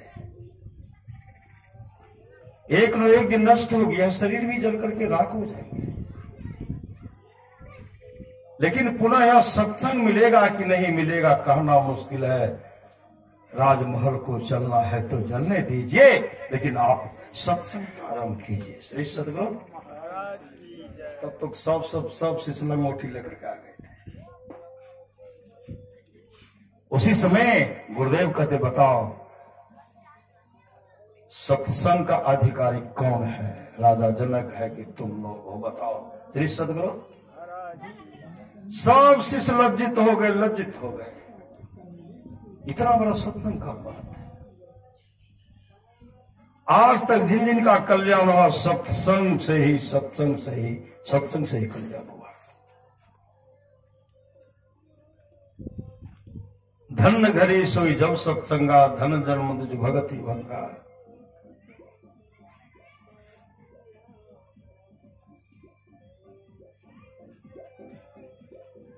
धुंधकारी प्रेत जोनि को प्राप्त हो गया था।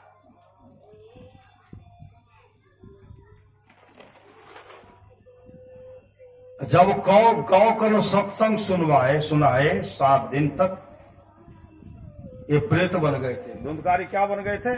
श्रीमद् भागवत महापुराण को पढ़िए, प्रेत बन गए थे। सबको तबाह करते, इन पर सवार उन पर सवार, पूरे गांव के लोग को परेशान कर दिए। गौकर्ण जब आए ध्यान करने के लिए, ध्यान करते हैं तो भैंसा के रूप में शरीर में आग लगाओ, बचाओ बचाओ बचाओ, चीख रहे, चिल्ला रहे। वृक्ष उखाड़ करके जमा कर रहे हैं, ढेला फेंक रहे हैं। गौकर्ण कहते, कौन हो जी? कहा, हम तो धुंधकारी है। कहा तुम्हारे लिए मैं तो कहां कहां जाकर के पिंडदान किया, फिर भी प्रेत जोन से मुक्ति नहीं मिले। धुंधकारी कहते भैया उससे हमारी मुक्ति नहीं होगी,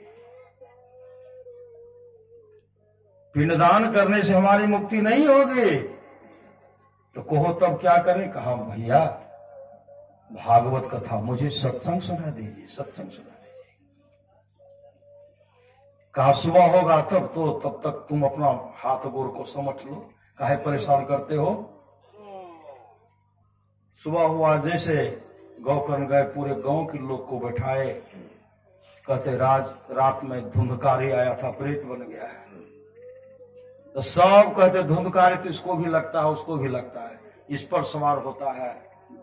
तंत्र मंत्र के ध्वजा सब उतारते हैं, कहते हम धुंधकारी हैं, आते हैं तो मांगते हैं पहले पानी। श्री सदगुरु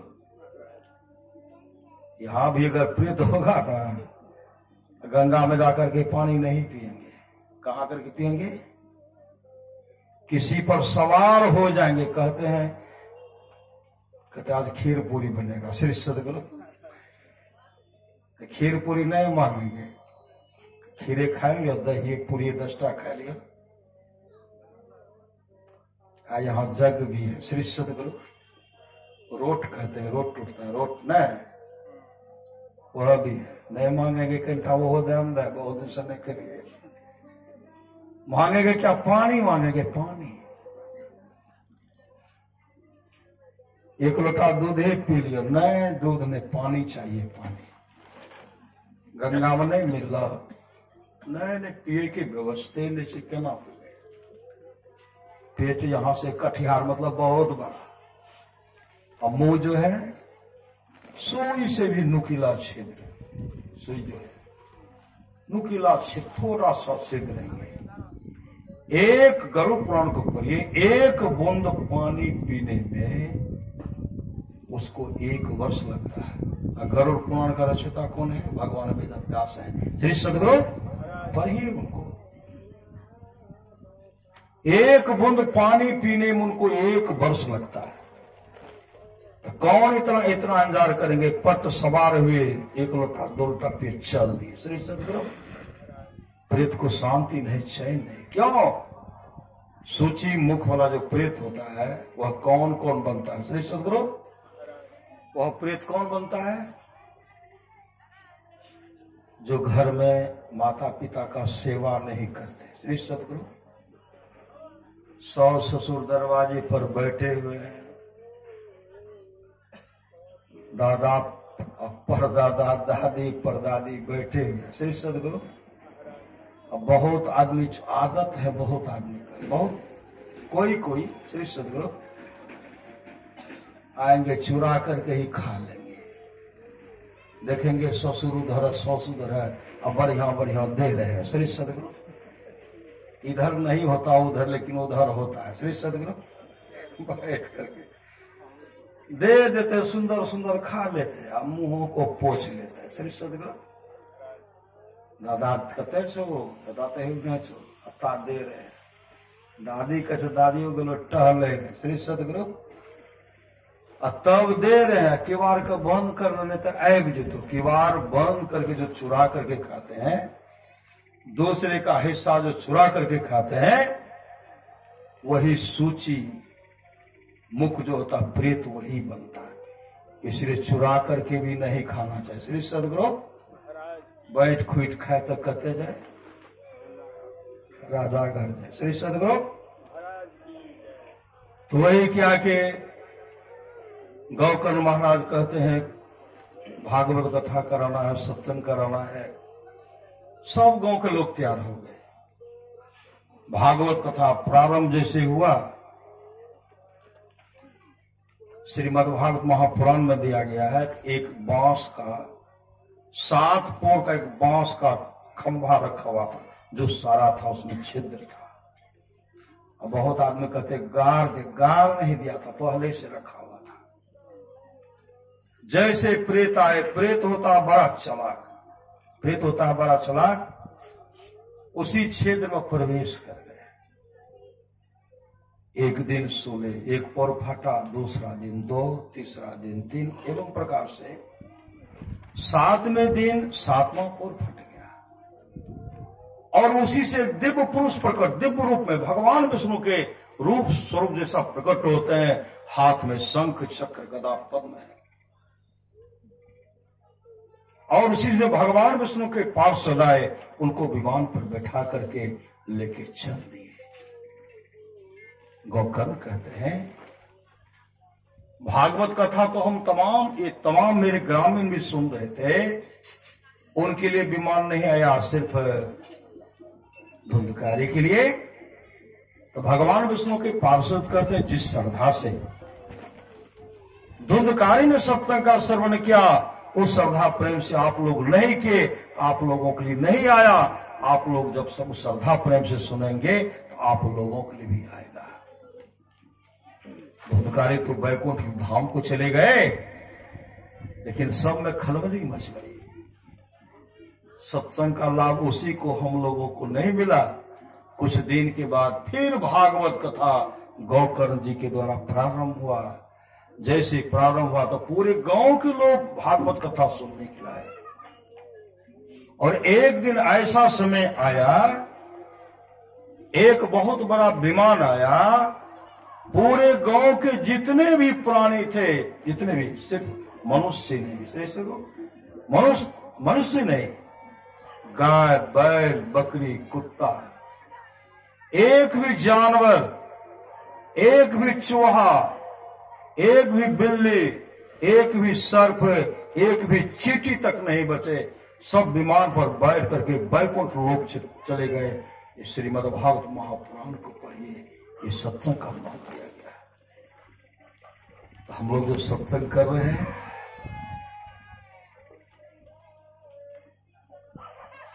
गुरु की बहुत बड़ी कृपा है। श्री सदगुरु काकभूषण गुरु जी का संवाद है। शिव अज सुख सनकादिक नारद, जे मुनि ब्रह्म विचार विशारद, सब कर मत खगनायक यहा, करी राम पद पंकज नेहा। श्रुति पुराण सब ग्रंथ कहाही, रघुपति भगति बिना सुख नाहि। धन सत्संगति दुर्लभ संसारा।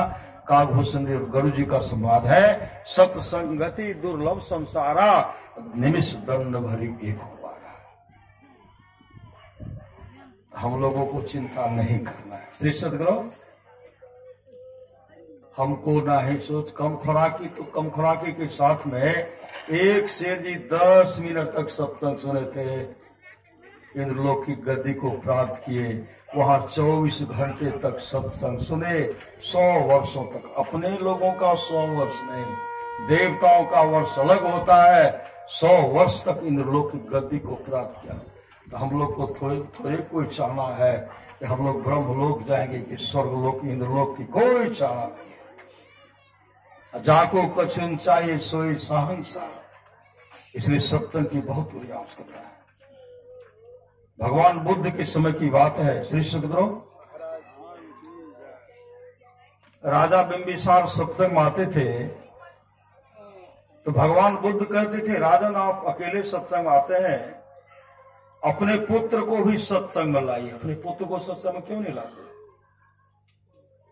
पुत्र का नाम था अजातशत्रु। अपने पुत्र को सत्संग में क्यों नहीं लाते हैं? राजा बिंबिसार के मन में होता था, भगवान बुद्ध के शरण में आज तक जो जो आए हैं सब सन्यासी बन गए, सब बाबाजी बन गए। अब मेरा पुत्र सत्संग है, वो है तो वो बाबाजी बन जाएगा, सन्यासी बन जाएगा। तो विशाल राजपाट उसका देख रेख कौन करेगा? भगवान बुद्ध कहते कहते थके नहीं, कहते रहे। श्री सदगुरु लेकिन राजा बिंबिसार माने नहीं, अपने पुत्र को कभी सत्संग में जाने के लिए नहीं किया। गुरु नहीं मिला था, गौरव मिला था। किनको? अजातशत्रु को। देवदत्त जैसे ठग भगवान बुद्ध के मौसेरा भाई भी, चचेरा भाई भी, भगवान बुद्ध का विरोधी। तो वो चाहते थे कि किसी तरह भगवान बुद्ध की अगर मृत्यु हो जाती तो लोग हमको गुरु मान लेंगे, हम गुरु बन जाएंगे। बहुत जगह प्रयास किए मारने का, लेकिन मार नहीं पाए। अजातशत्रु को गलत सलाह दिए, अपने देखते क्या हो, ये बहुत दिन तक बचेंगे, तुम्हारे शरीर में ताकत है, शक्ति है, गद्दी पर से नीचे कर दो, बैठ जाओ तुम। अजातशत्रु क्या करने पिताजी को राज सिंहासन पर से उतारते हैं, अपने बैठते हैं और हाथ में हथकड़ी, पांव में बेरी डाल करके राजगिर के कारागारों बंद कर देते। कहते बुढ़े को खाना दाना देना बंद कर दो, पानी देना बंद कर दो, क्योंकि दुराचारी गुरु मिला था, गुरु दुराचारी था। पानी का अभाव में, भोजन का अभाव में राजा बिंबिसार संसार से चल बसे। जो मुलायम गद्देदार बिछावन पर सोते थे, मखमल पहनते, मखमलमल पर सोते थे, सुस्वादिष्ट भोजन खाते थे, राजगिर के कारागार में उनके शरीर के खून को मच्छर पी गए, जख मार करके संसार से बसे। देवदत्त नदी में धस करके धस गए, धस करके मर गए। दोनों नरक में ठेलम ठेला। श्री सदगुरु अजातशत्रु की भी दुर्गति हुई, दुर्गति, और देवदत्त की भी दुर्गति हो गई। राजा बिंबिसार के बारे में भगवान बुद्ध चर्चा कर रहे थे। मैंने राजा बिंबिसार को, मृत्यु के बाद मैंने राजा बिंबिसार को बहुत समझा था, आप अकेले सत्संग आते हैं, अब पुत्र को क्यों जाते, पुत्र को भी लाइए। लेकिन मैं जो कहा इस बात को माना नहीं, जिसके चलते उनके पुत्र ने उनके साथ अच्छा व्यवहार नहीं किया। उस सत्संग में सेठ अनाथ पिंडक भी बैठे हुए थे। सेठ अनाथ पिंडक का भी माथा ठंडक गया, हमको तो वे के, हमको भी तो के पुत्र है। उसके पुत्र का नाम अजातशत्रु, मेरे पुत्र का नाम है काल। काल, काल भी लंपट था, काल भी लंपट, अपने पिता के बात को कभी नहीं मानता, कभी नहीं मानता, लंपट था। अपने घर के सामान को चुरा लेता था, सामान को चुरा करके चुरा लेता था। सेठ अनाथ पिंडक कहते काल, भगवान बुद्ध का सत्संग हो रहा हो, सत्संग में जाओ। तो काल कहते हमको सत्संग से कुछ लेना देना नहीं है, हम सत्संग नहीं जाएंगे। और सेठ अनाथ पिंडक के पास इतना धन था ना, उनके कोष्ठागारों को, खजाना को, गोदामों को 54 करोड़ असरफियों से भरा हुआ था। देवता उनके सबको खजाना को, गोदाम को भरते थे, इतना धन था। इकलौता पुत्र किनका होता है, चुरा लेता, चुरा करके चुरा लेता था। कहते जाओ सत्संग में, कहते हमको सत्संग से कुछ लेना देना नहीं है। सेठ अनाथ पिंडक कहते आज अगर तुम सत्संग में जाओगे तुमको 100 कारसापन देंगे। कारसापन का नाम सुनते लालची था ना, चुराते हैं 1, चुराते 2, दे रहे 100 का जाऊंगा, 100 कारसापन मेरा अलग कर दीजिए। गट्ठर बनवा करके ले लिए, तब गए। और सत्संग गए तो सबसे पीछे बैठे, खुट्टा का सहारा लेकर के। प्रवचन हो रहा, गहरी नींद में सो गए। फिर नींद टूटी, उठ करके कई गांव भ्रमण करते, दूसरे दिन घर आए। सेठ अनाथ पिंडक दरवाजे पर बैठे हुए थे, बुलाते कल जो सत्संग गया था तो कल नहीं आया, कहां था, कहा इस गांव उस गांव, सब गांव का नाम बता दिए। एक काम करो, भगवान बुद्ध का क्या सब प्रवचन हुआ था सुनाओ तो। काल कहते आप सत्संग सुनने के लिए कहे थे, कहा आपने कहा सत्संग में जाओ तो हम गए, लेकिन वहां गए तो खुट्टा का सहारा लिए, गहरी नींद में सो गए। नींद टूटी, कई गांव भ्रमण करते हुए अभी आ रहे हैं। कहा आज फिर जाओ, कहा अब नहीं जाऊंगा। सेठ अनाथ पिंडक कहते आज अगर तुम जाओगे तुमको 1000 कारसापन, 1000 का नाम सुनते उन भीतर तो नाचने लगा। सही सदगुरु कहा जहां दीजिए 1000 कासापन का गट्ठर अलग कर दीजिए।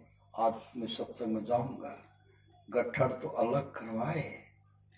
जब जाने लगे सेठ नाथ पिंडक कहते काल आज तुमको हम 1000 कासापन दिए। आज भगवान बुद्ध का जो जो प्रवचन होगा वह प्रवचन सुन करके सुनाना पड़ेगा।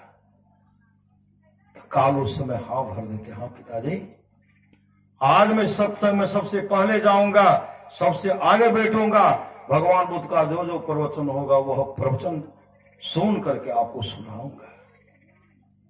सबसे पहले गए, आगे बैठे, एक टक भगवान बुद्ध को देख रहे। भगवान बुद्ध आज काल को देख रहे। शिवनारायण स्वामी कहते निहारो यारो गुरु मूर्ति की ओर, गुरु मूर्ति सुरति बिच निरखो तब उर होत इंजोर। धर्मदास जी महाराज कहते साहेब चितवो हमरी ओर, हम चित में तुम चितवो नाहे तुमरो हृदय कठोर। औरन को तो और भरोसो हमें भरोसो तोर, सुखमन सेज बिछाओ गगन में नित उठी करो निहोर। धर्मदास बिन वही कर जोरी साहब कबीर बंदी छोड़, साहब चितवो हमरी ओर।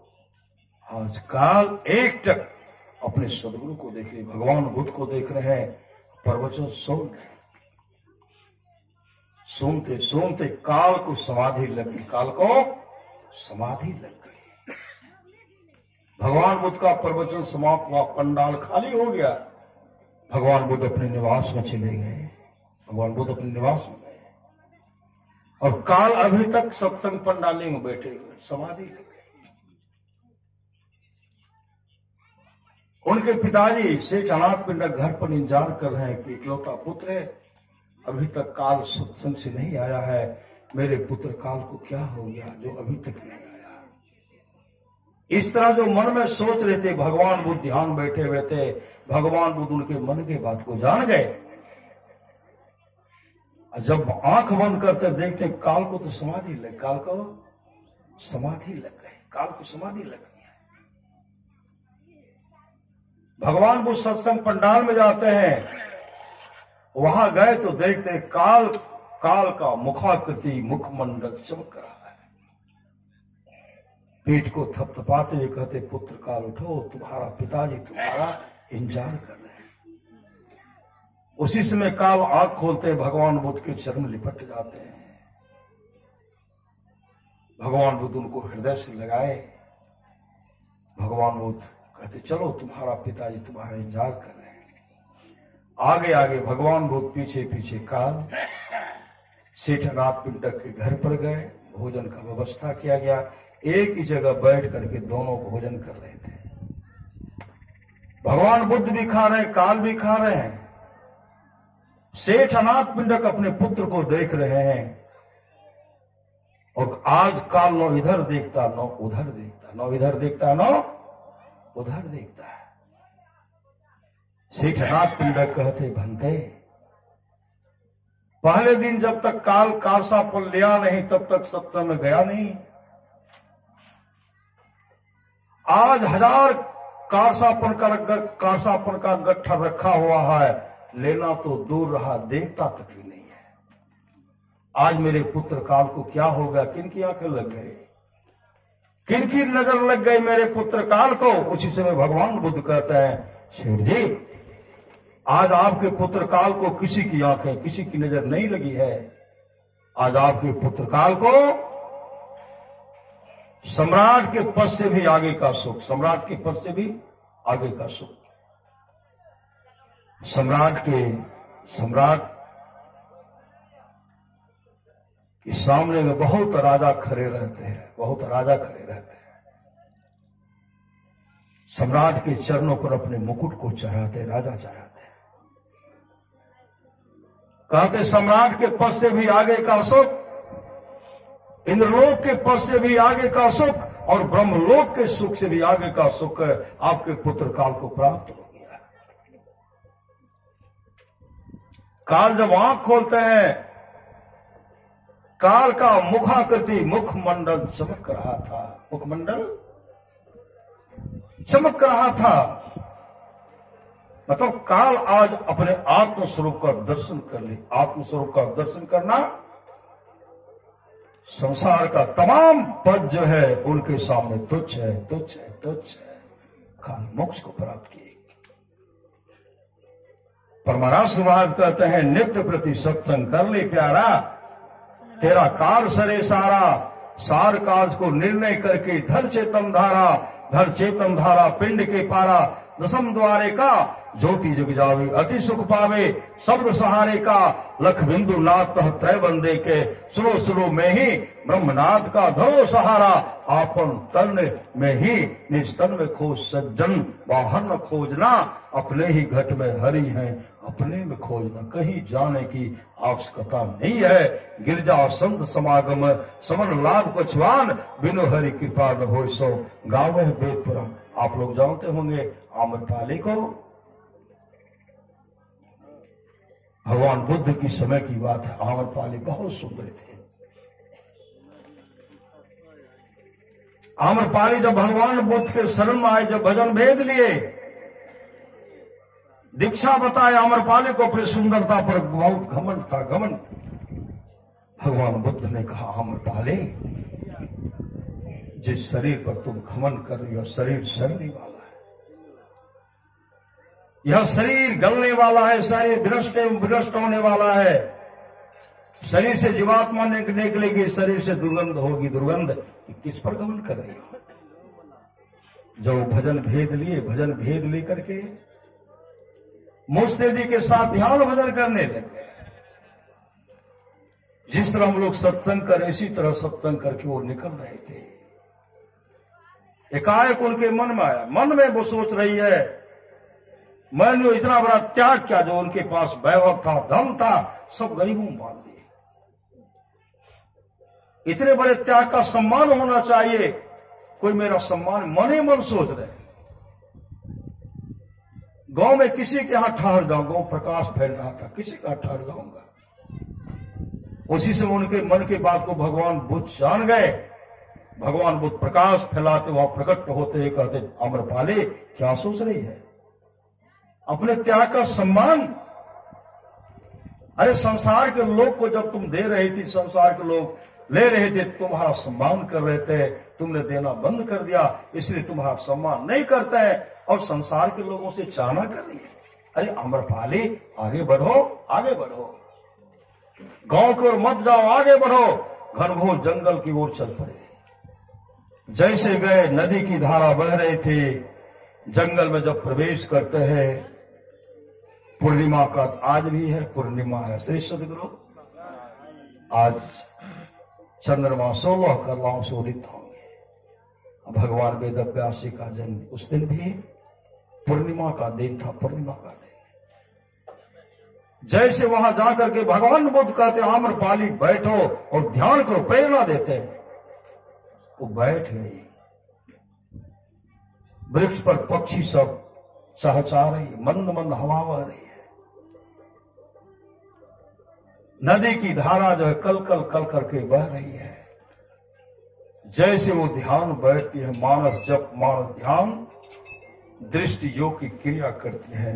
दृष्टि टिके श्रुति धुन में, अस करो गुरु दया, मतलब दृष्टि टिक गई, प्रकाश का दर्शन किए। सुरत चला प्रभु मिलन को, विषयों से मुख को मोड़ कर आम्रपाली ध्यान अवस्था में आगे बढ़ती है। प्रकाश का दर्शन करते हुए आत्म स्वरूप का दर्शन करती है। सुबह तक समाधि में बैठी हुई, समाधि में बैठी हुई। सुबह जब हुआ तो भगवान बुद्ध प्रकाश फैलाते हुए आम्रपाली के पास प्रकट होते हुए कहते, जा रहे आम्रपाली, आज तेरा मुखाकृति, मुखमंडल चमक रहा, आज तो अपने आत्म स्वरूप का दर्शन कर ले और आज तो मोक्ष धाम के अधिकारी हो गए। और आम्रपाली मोक्ष को प्राप्त की, मोक्ष को। वही कहते हैं जीवन में गुरु चाहिए।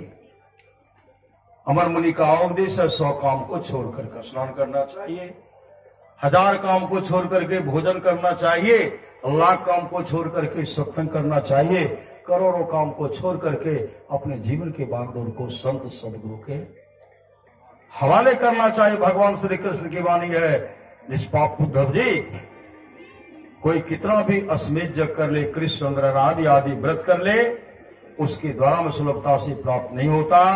बस एक सत्संग ऐसा जरिया है जिसके द्वारा सुलभता से प्राप्त हो जाता, उस भक्त के वश में हो जाता और उस भक्त का परम कल्याण हो जाता।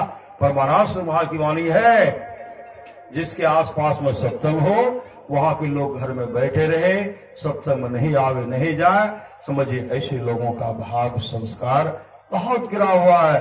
पुनः कहते हैं जो लोग बहुत दिनों से सत्संग करते आ रहे हैं, अभी कर रहे हैं, आगे भी करेंगे, वे सभी महासुख के भागी होंगे। पुनः सदगुरु महाराज कहते हैं सत्संग करने के लिए बादशाही ठाट बाट की जरूरत नहीं है, वृक्ष के नीचे घास बिछा करके भी सत्संग करने के लिए सदा तैयार नहीं है।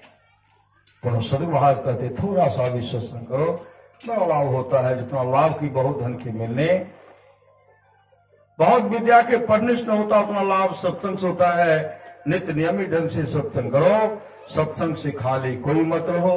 अभी अमृत की वर्षा हुई, अध्यात्म ग्रंथ का सार ज्ञान कह दिया, जिसको याद रहा उसको अमृत मिला, जिसको याद नहीं रहा उसने अमृत को खो दिया। याद क्या रहा? भगवान शिव कहते गिर जाओ संत समागम, समन लाभ कछुआन, बिनु हरि कृपा न होय सो गावे वेद पुराण। सोई सर्वज्ञ गुणी सो ज्ञाता, सोई महिमंडित पंडित दाता। धन घरे सोई जब सत्संगा, धर्म जन्म द्विज भगत यवंगा। सो कुल धन उमा सुनो, जगत पुज सो पुनीत। श्री रघुवीर परायण जेहि दर उपज विनीत। राम कथा के ते अधिकारी, जिनके सत्संगति अति प्यारे। गुरुपद प्रीति नीति रत जेई, द्विज सेवक अधिकारी तेई। राम है सुमिरिये गाये राम है, संतत सुनिए राम गुण ग्राम है। गुरुदेव कहते गुरुधन है, गुरुधन है, गुरुधन है दाता दयाल।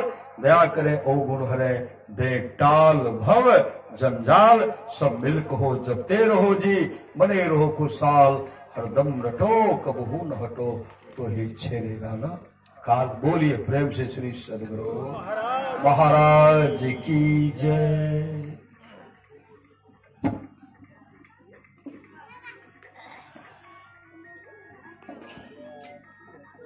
श्री सदगुरु महाराज की,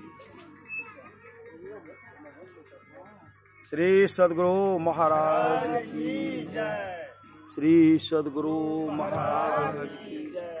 श्री सदगुरु महाराज की जय। श्री सदगुरु महाराज की जय। श्री सदगुरु महाराज।